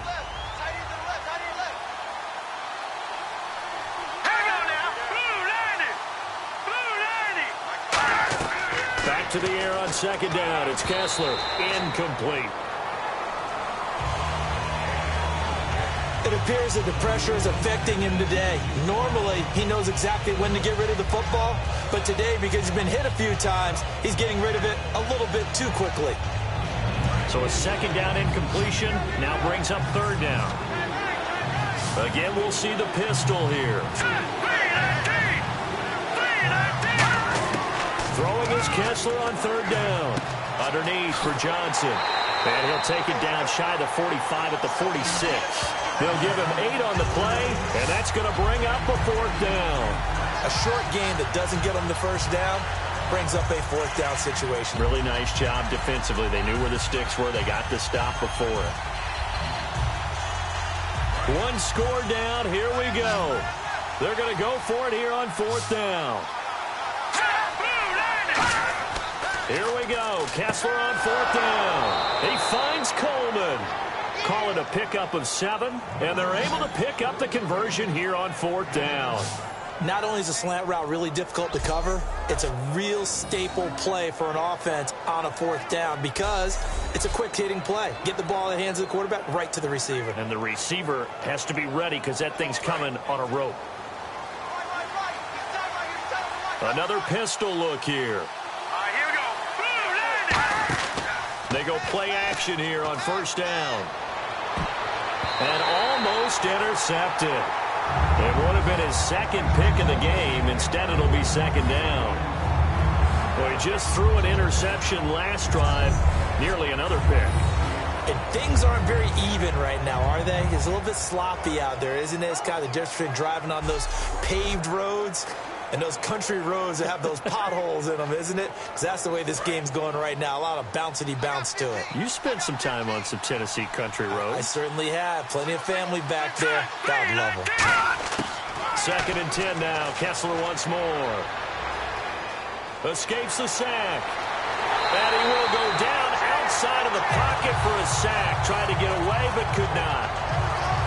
And I know it seems like we say this a lot in broadcast booths, but a quarterback can hold on to the football too long in these situations. I think he did right there. Oh, I agree with you totally. Sometimes you have to understand situations. Get rid of the football, save some yardage to make it less to gain for the next down. Instead, he was so hipped on ball security, he held on to it and took a big sack.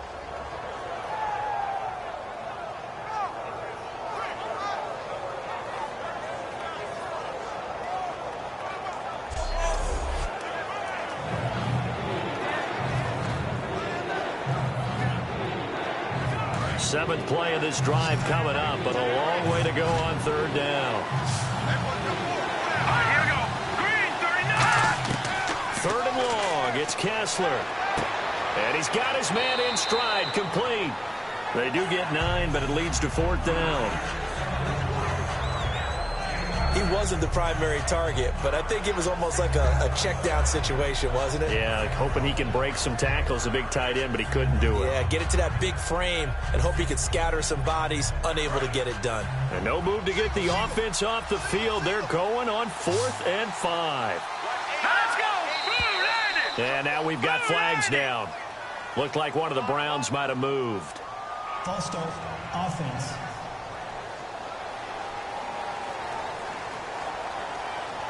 Still fourth down.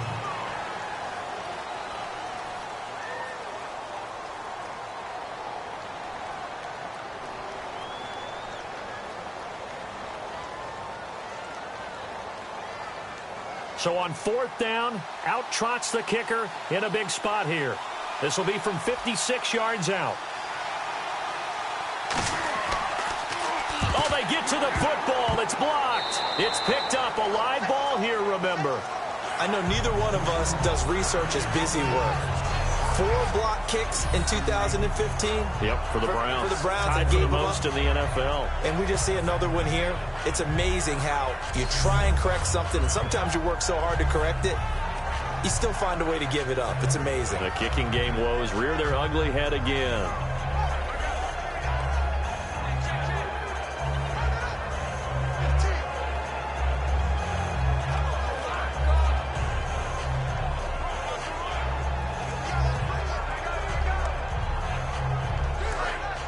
Looking to jam the receivers at the line here. Press coverage look defensively.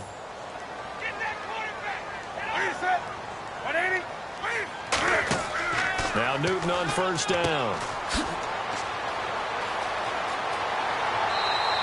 13 yards there on the pickup. And that leads to a Carolina first down.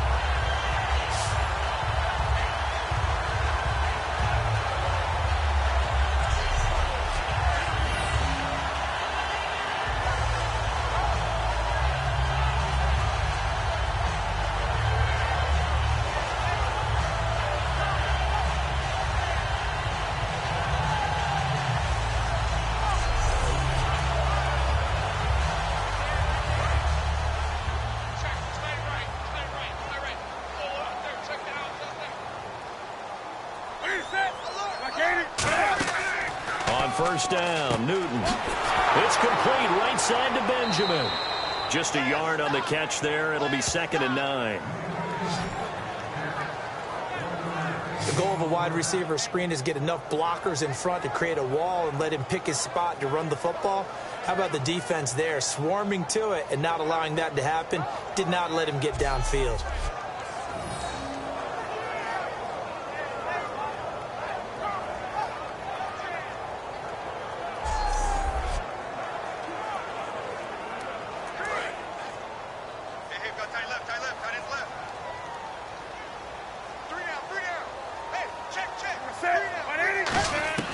To throw on 2nd down is Newton.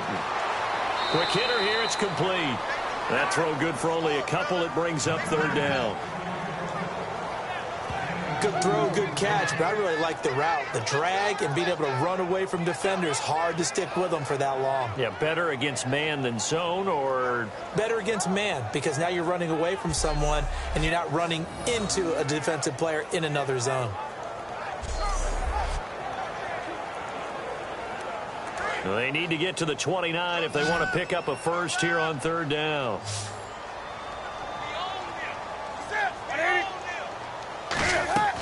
Throwing on 3rd down, Newton. He's got time. Great protection.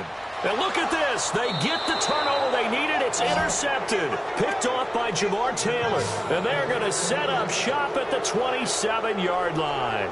A critical error there in a tight game of the 4th. All you talk about is taking care of the football, and especially with a lead here in the 4th quarter, turning it over. Now the door is open for the opposition. Just in general, when you're passing in the fourth quarter with a lead, no matter at what point, you got to be super careful. Got to be careful, and sometimes you can be so careful that you end up running yourself into an error.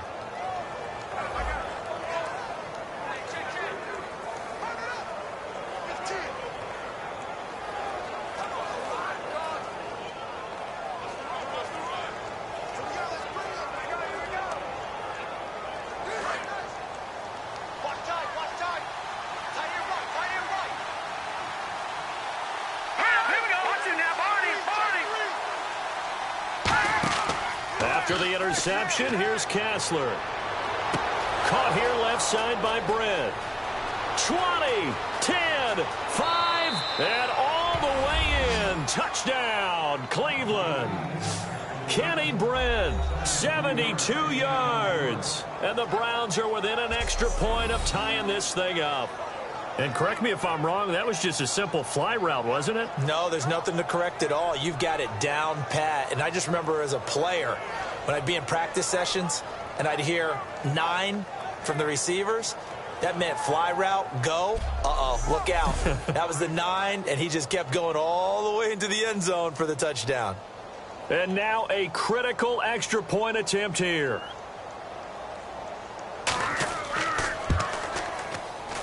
And no sweat. He puts it through, and we are tied here in the fourth.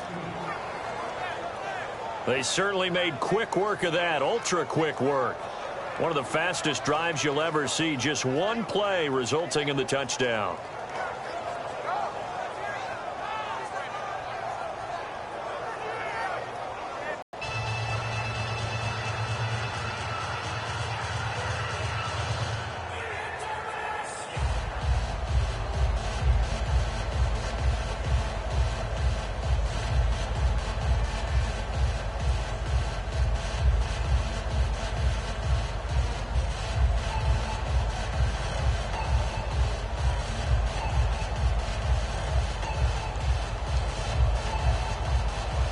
Set to go now with the kickoff. These two teams all even again as we continue in this wild fourth quarter. This fielded a few yards into the end zone.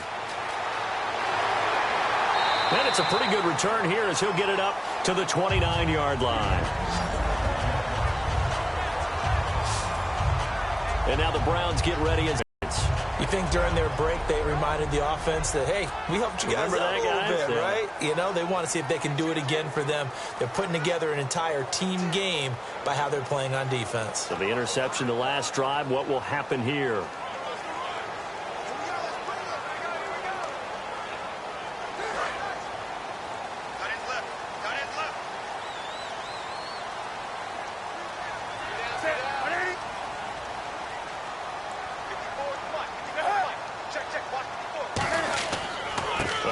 Comes to Stewart.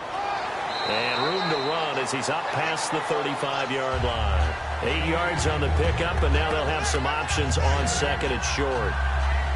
First play of the drive, let's give credit all around. Excellent blocking, but the guy carrying the ball, he was the finisher. A really nice run.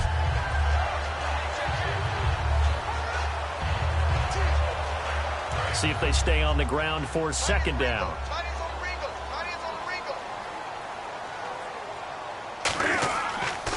Jonathan Stewart, his 20th carry.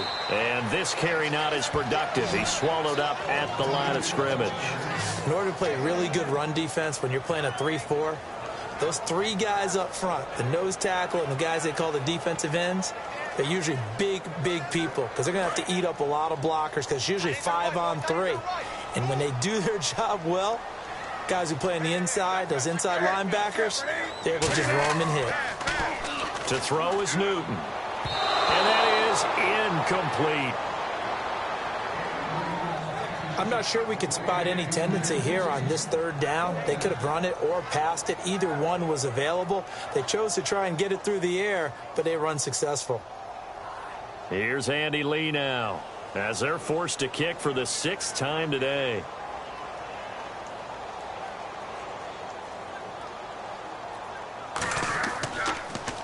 Averaging over 50 yards a punt so far as this one's away.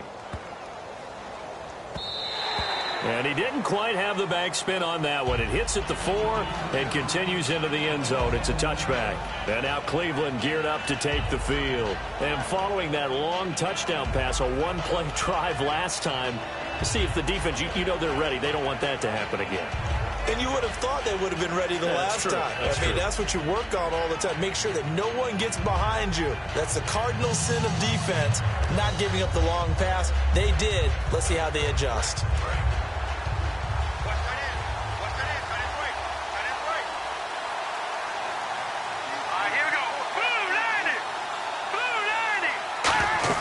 They'll run it now out of the gun. Trying to run inside, but nothing there. Just a yard on the first down carry, so it's 2nd and 9. Well, they held him to a short gain on that one, and it almost felt like on that first run, they were trying to just throw the jab at him. So how do you stop the jab? Get closer and smother it, just as they did on that last play. 2nd down following the run.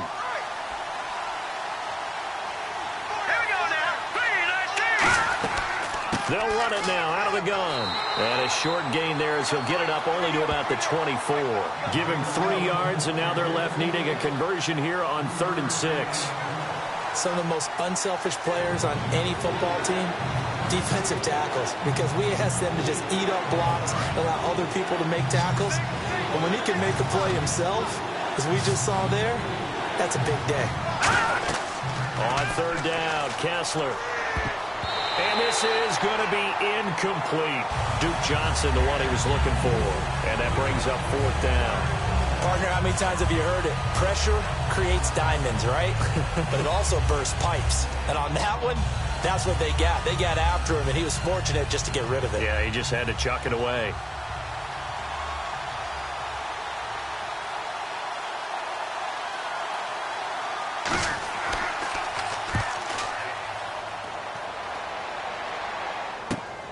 Fielded at the 20. A great return there of 22 yards. And the Panthers will get it here as they take possession. And the Panthers coming out now. And a tight game after punting last time. See if they can get something going on this drive. As they head to the field now, with the game this close, you got to feel there's a sense of urgency for them going on offense right now. But they have to do it without letting panic creep in and affect their play.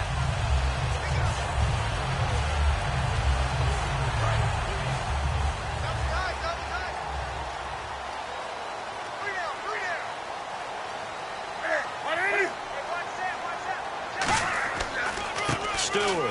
And he's going to take this one up only to about the 44-yard line. Just a yard on the pickup there, and it'll bring up a 2nd and 9. That was a really nice play, be able to stack that one up. When they get back in the huddle, he's got to tell his guys up front, great job. They kept people off of him, allowed him to run free and make the hit on the runner. Filled the gap nicely, kept him to just a 1-yard gain.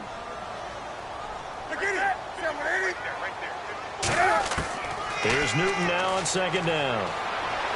And he's just going to get rid of this thing. To no one here, he throws it away, and now it's 3rd.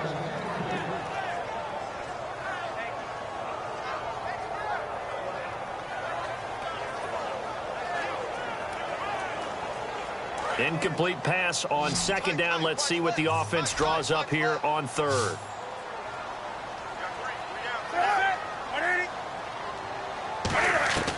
From the gun on 3rd down, Newton gets it to Benjamin. It's caught.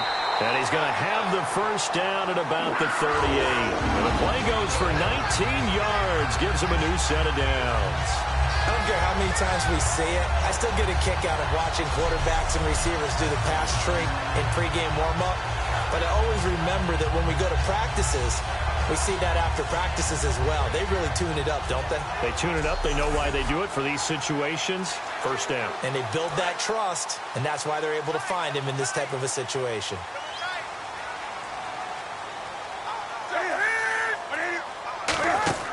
They'll run it now out of the gun.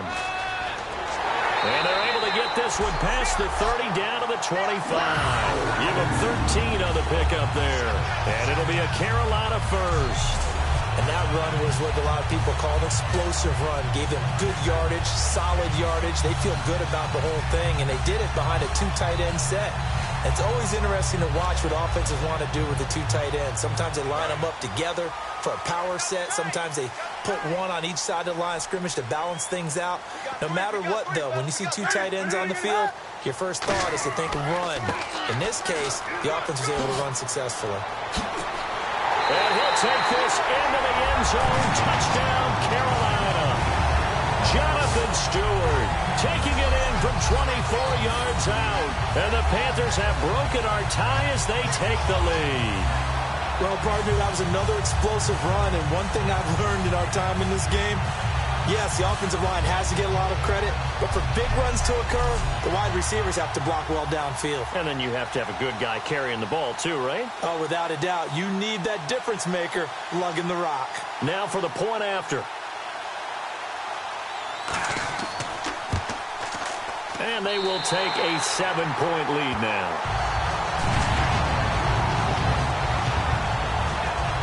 The drive summary that time, 5 plays. And it's capped off by a Jonathan Stewart run.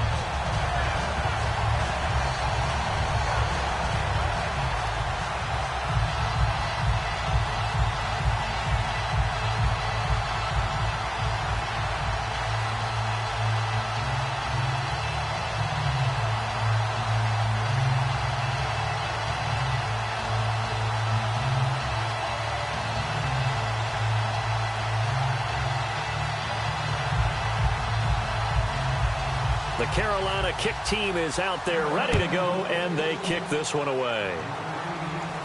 The return now by Alford. And a good effort on the return there. Gets him across the 30 to the 33-yard line. And now the Browns coming out on the field. And they're coming off a 3-and-out, my friend. I think they've got to look at that play sheet and go to a spot that they haven't gone before. Time to shake things up a little bit to try and get this offense moving. Okay, so how do you do that? How do you shake things up? You look at what you've called before, realize it hasn't worked Go to so something well, else. and maybe you try and find one of those special plays from one of your better players, and maybe try and hit something big and get things going in the excitement area.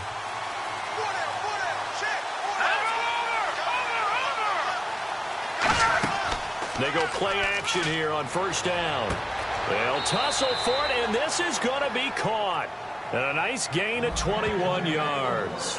And on that last play there, he's over 400 yards passing now. You know what that generally means?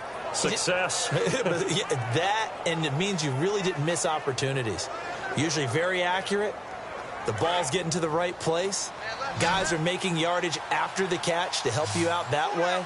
I mean, the whole team has picked it up. And don't forget, that means the offensive line has had to pass protect pretty well, too. Everyone dialed in. Backing up.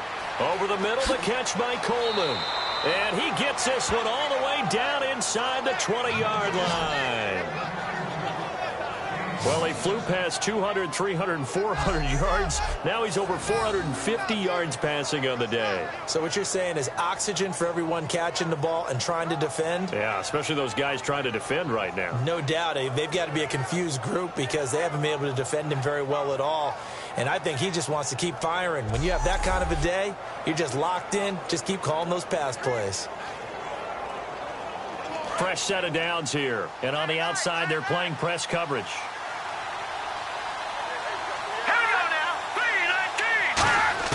From the red zone now, first down, here's Kessler. He finds Kenny Britt.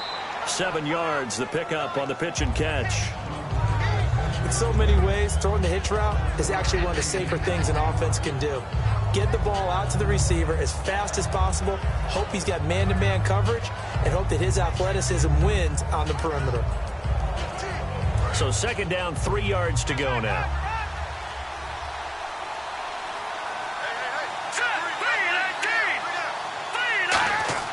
To throw again is Kessler. This will be caught at about the 5.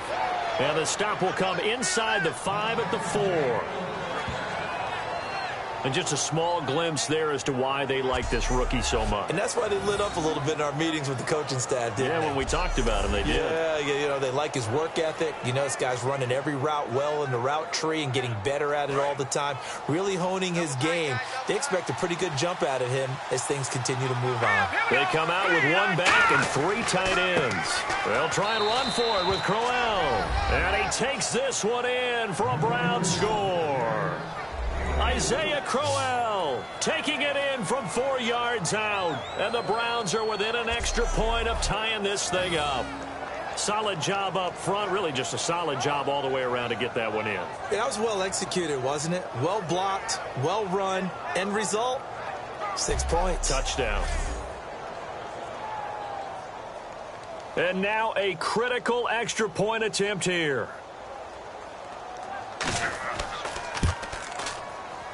And we are tied here in the 4th quarter. 5 plays there on that drive. And it ends with a touchdown for Cleveland.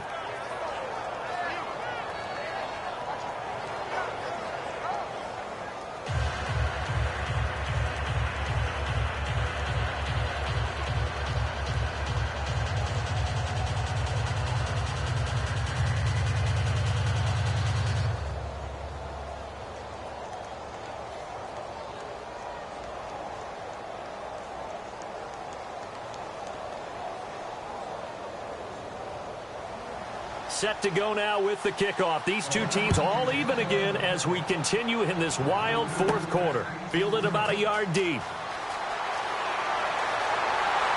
And he'll take this one near the 25, call it the 26-yard line. Illegal block in the back. Return team.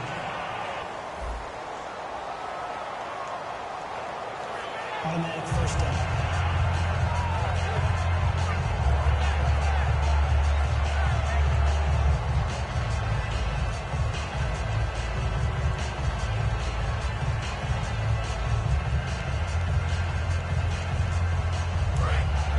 Looks like the defense in press coverage here.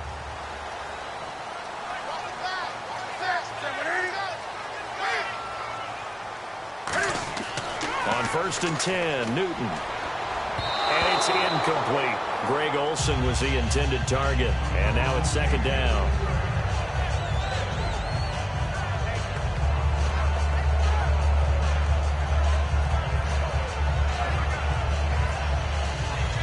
Able to connect on the 1st down pass play. Now it's 2nd down.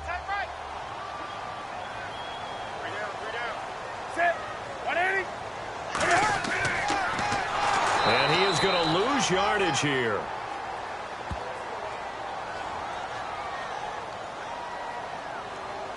Personal foul. Face mask.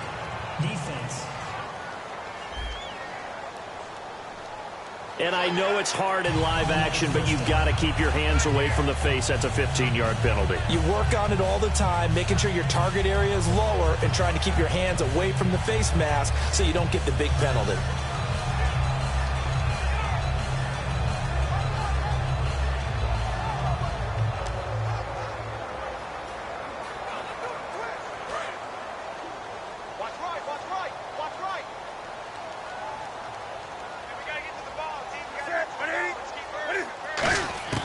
Now Newton on 1st down. Looking middle, and it's incomplete.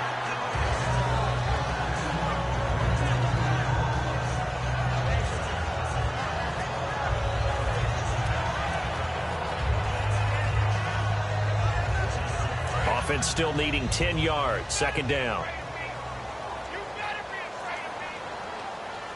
Stewart is the lone setback. He's going to get the football. And he'll take this up near the 35, maybe the 34. A nice job to get 8 there after the incompletion, and now they'll look at a 3rd and 2 coming up. That was a good run, and it got to the 2nd level. And what I mean by that is that's where the linebackers usually play. 1st level being the defensive front, last level being the secondary. But the strong safety position ended up making the tackle. And oftentimes we call them a hybrid. Combination defensive back, combination linebacker. We saw the linebacker make the stop. On 3rd down, on Jonathan Stewart.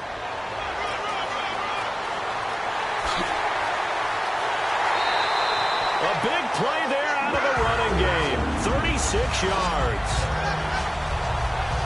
Well, I'd have to say in that situation, they're lined up for a running play. It's only 3rd and 2. Some element of the pass, but that was really well blocked. Probably call those gravy plays, right, if you're the offensive coordinator? No doubt about it. All you're trying to do is get the 2 yards necessary for a first down. Then you look up, you got a whole lot more than that. Yeah, they did. They got a lot more than that, indeed.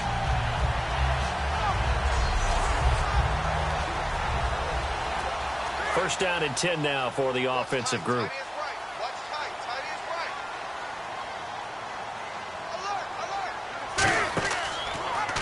They'll run the option left. And he stopped immediately there.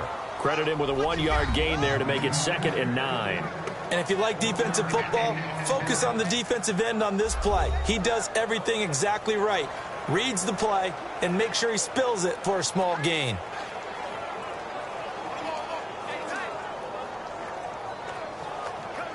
And ready now for 2nd and 9.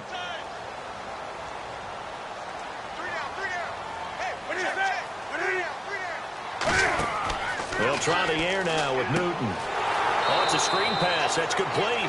He lost 4 there, and it's 3rd down.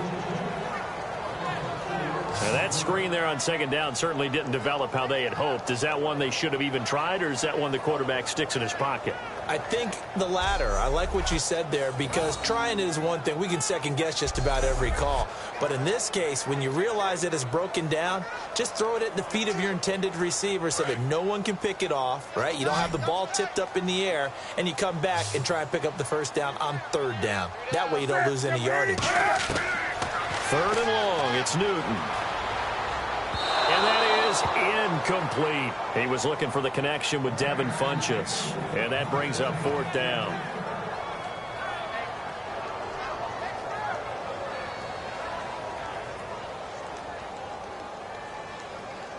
So now one of the biggest kicks of the night is forthcoming. This to break our 4th quarter tie.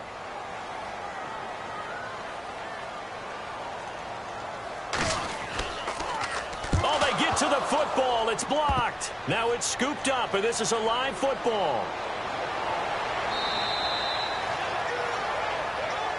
I have to admit, this statistic surprised me when I saw it.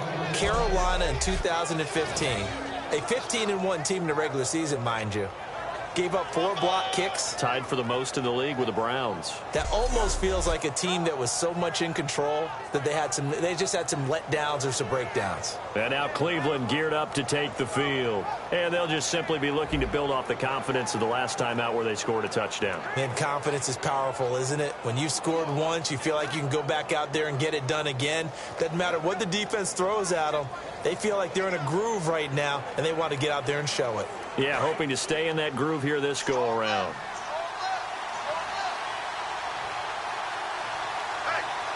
They come out here in the eye. Now a play fake here on 1st down. Deep drop. And oh, look at that, a diving catch. That one good for 16, and the drive will continue. I know you don't get anything extra for degree of difficulty, but maybe you should. He's done absolutely everything in this game today, including laying out for that one.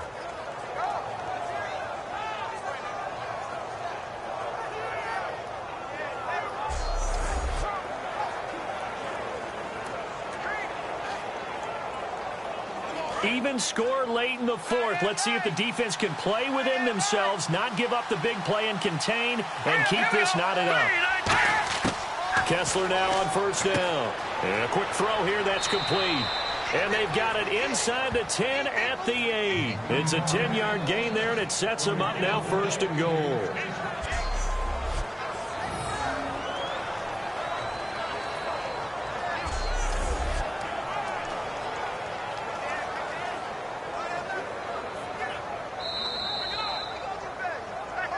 Time for a break. We'll come back and see how it all shakes out after this.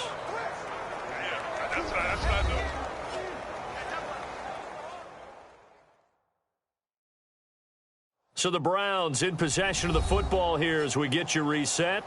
And let's see what they've come up with offensively after having time to talk it over.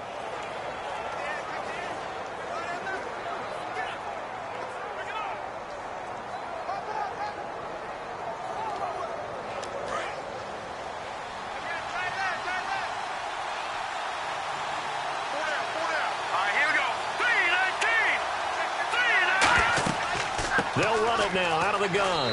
And he'll take it into the end zone for a Browns touchdown. Isaiah Crowell with now 2 fourth-quarter touchdowns. And the Browns have moved out in front. And there's the go-ahead touchdown. And so likely will kick an extra point. But to me, I'm looking forward. Special teams now with your kickoff, and then your defense, that's where the pressure shifts. Yeah, because there's plenty of time left on that clock. Anytime you're over a minute in the NFL, there's a chance. Still an important piece of business to take care of, the extra point. And it would appear they're going to get out of here with a come-from-behind victory. Scoring summary, 3-play drive, and it's capped off by the Browns touchdown.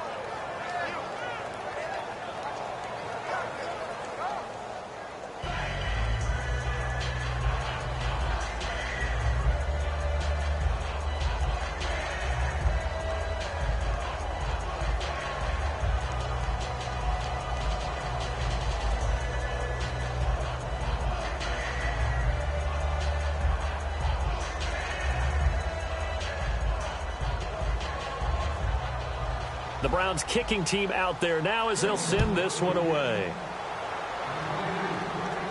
That'll be taken in the end zone. And no run back here. This will be a touchback, and it comes out to the 25-yard line. And now the Browns defensive unit trots back out. And they're just trying to keep him out of the end zone. Obviously, a field goal does no good in this situation. So what's the appropriate amount of pressure defensively, Charles? I think you send a little more pressure than what is normal. If you normally want to send a 3-man rush, maybe you make it 4. If it's 4, maybe you make it 5. Anything to make sure that he can't just sit back there all day and find a target. And then you tell your secondary, play your normal coverage and maybe an extra step or 2 back. Yeah, be careful that nothing goes over the top. Man, I got you. Man, I got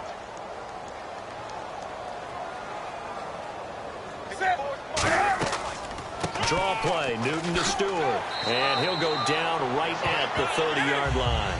Give him 5 on the carry there, and it'll be second down. And they're going to hurry back to the line now. He's back to throw. He hits Stewart in the flat. And they get him down, but not before he takes it across the 40-yard line. 12 yards there as they move the chains. They'll look to throw. Now a desperation throw deep downfield. And it pops free. The collision there jarred the ball loose and brings up second down. Even in today's NFL, when we think of the tight end position now as really a glorified wide receiver, we're still asking a lot of those guys. They have to block as well. And every now and then, they don't come down with the football. So the incomplete pass brings up second down.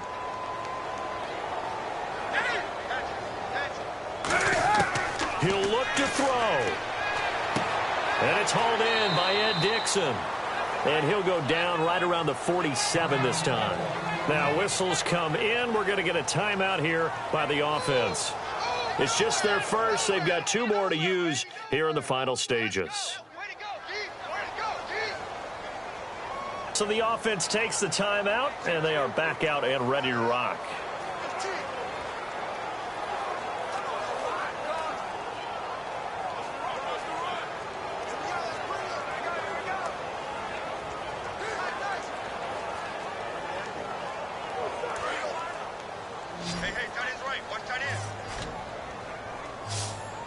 Third and 5, so they bring in an extra defensive back. Expecting pass. Back to throw. They'll try and set up the screen. It's complete. And this one goes nowhere. Losing yardage on the play back at the 46.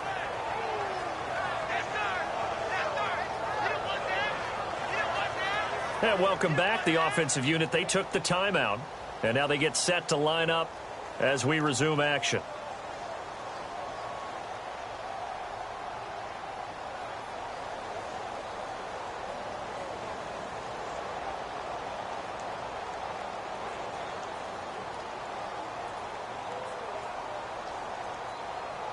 Down 7, and they've got to go for it here on 4th down.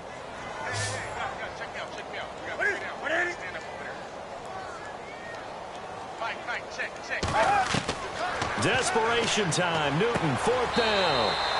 And he gets it to Funchess complete. 19 yards there on the pickup. And on 4th down, they're able to convert and move the sticks. Back to throw. And Olsen over the middle. And inside the 20 before he's brought down. They'll get 16 yards there. And that leads to a Carolina 1st down. And they're going to speed things up here. And with just over 40 seconds now remaining, he gets up and spikes it.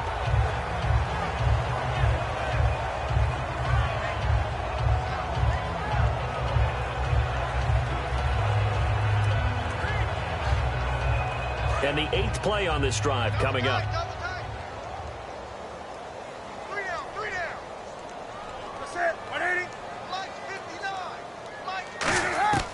Now Newton. His throw caught at about the 5. And he'll take this into the end zone. Touchdown, Carolina. Kelvin Benjamin in the final minute. And the Panthers are now an extra point away from tying up this game. And while it appears the heavy lifting was accomplished by scoring the touchdown, they're still down 1. That extra point is not a gimme.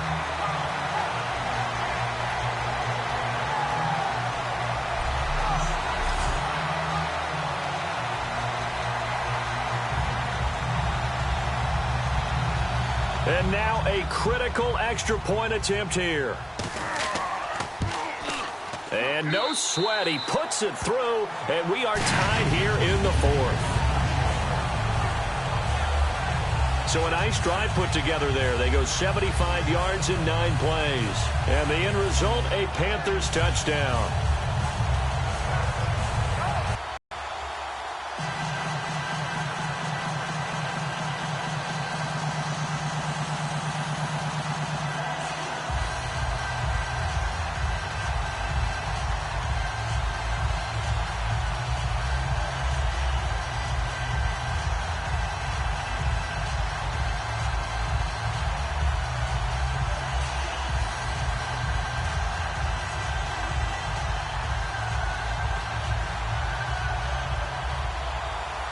Set to go now with the kickoff. These two teams all even again as we continue in this wild 4th quarter. Now it's Duke Johnson here on the return.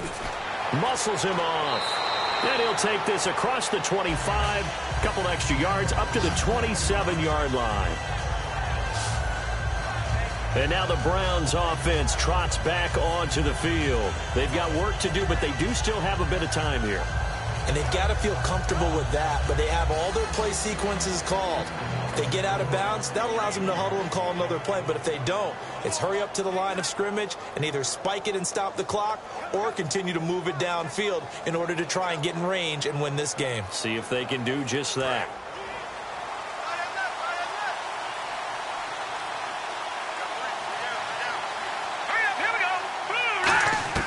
Kessler to throw. And he can't get a throw away. He's taken down. Charles Johnson in there to get him his 2nd sack now of the afternoon.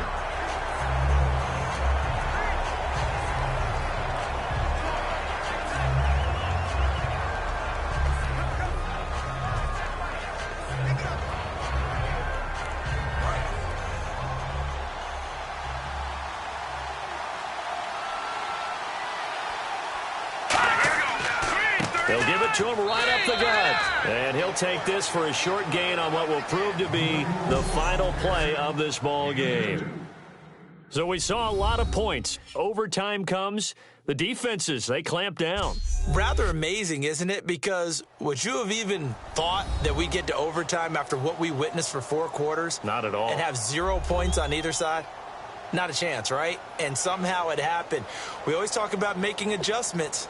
Maybe both defenses took 4 full quarters in order to get an adjustment. Got 1 good period in for both defenses, and now they go home. You buying tonight? I thought it was you. I did last week. I did the last 2 weeks. Oh, I was trying to go for 3. Dinner on you, my good Trying to go for 3.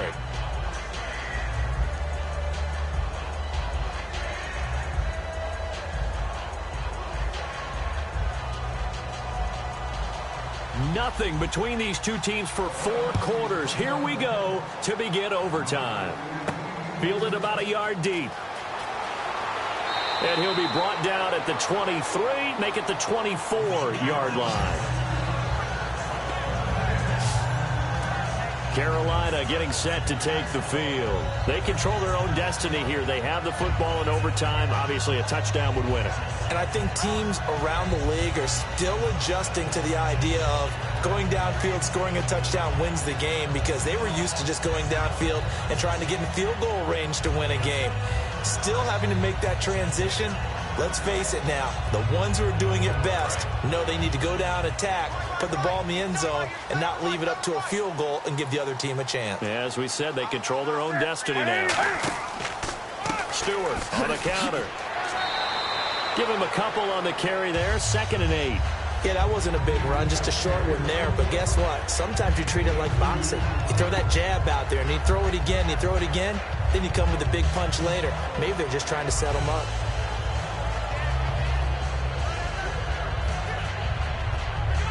So the offense looking at a 2nd and 8.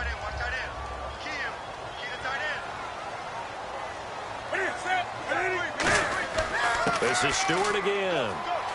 And he powers his way up past the 30. Call it a gain of 5 there on the run, but they'll remain a yard or 2 short here with 3rd down coming up. And there's a run to be happy with. Good, solid yardage. He'll take that anytime you hand the ball to a back. So following the run, we'll see what they do here on 3rd down.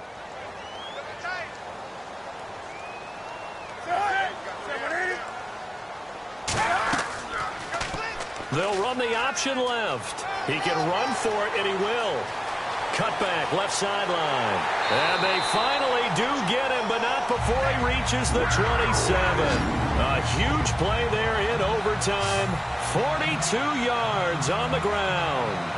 And while it's highly unusual for NFL teams to think about using their quarterback on key 3rd down runs, none of those teams, save one, has Cam Newton. He's unique, one of the biggest quarterbacks you'll ever see. Give him the ball. Let him pick it up.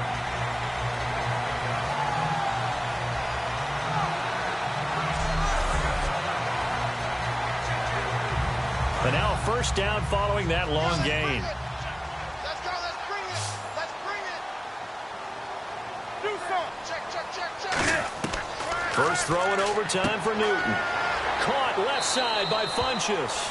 A gain of 6 there on 1st.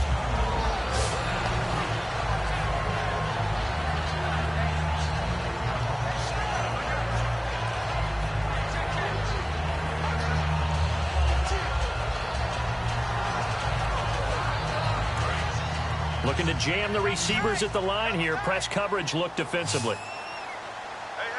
We got 3. We got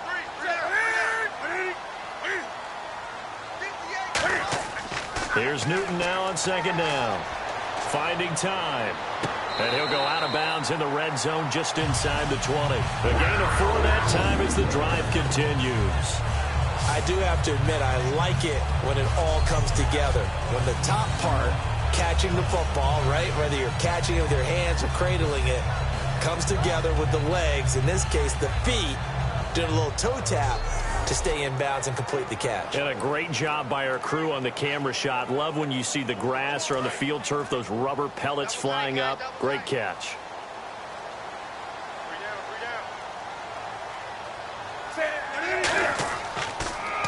Now they'll run it on the toss.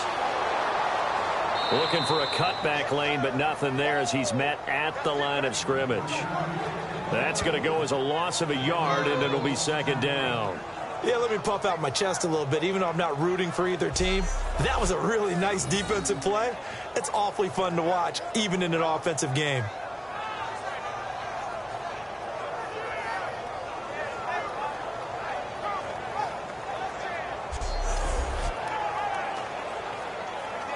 And the offense behind the chains here a touch on 2nd and 11. Hey, we got to get this stop here, D. They'll run the option left. And he's into the end zone for the touchdown and the game winner in OT. We needed extra time to decide this one. The rushing score in OT finishes it off, but all throughout, really just a great game to witness. I agree, and the whole time we were watching and working on this game, I had it in the back of my head. We could get to overtime. Just the way this game went, the ebb and flow of it all. And then to get there and finish it what I would call an old school way, a running play, because in today's NFL, we throw the ball to ring the bell, don't we? Not there. They ran it in. And again, just a great, great game that we bore witness to. So that's a wrap for Charles Davis. I'm Brandon Gaudin. And this has been a presentation of the NFL on EA Sports.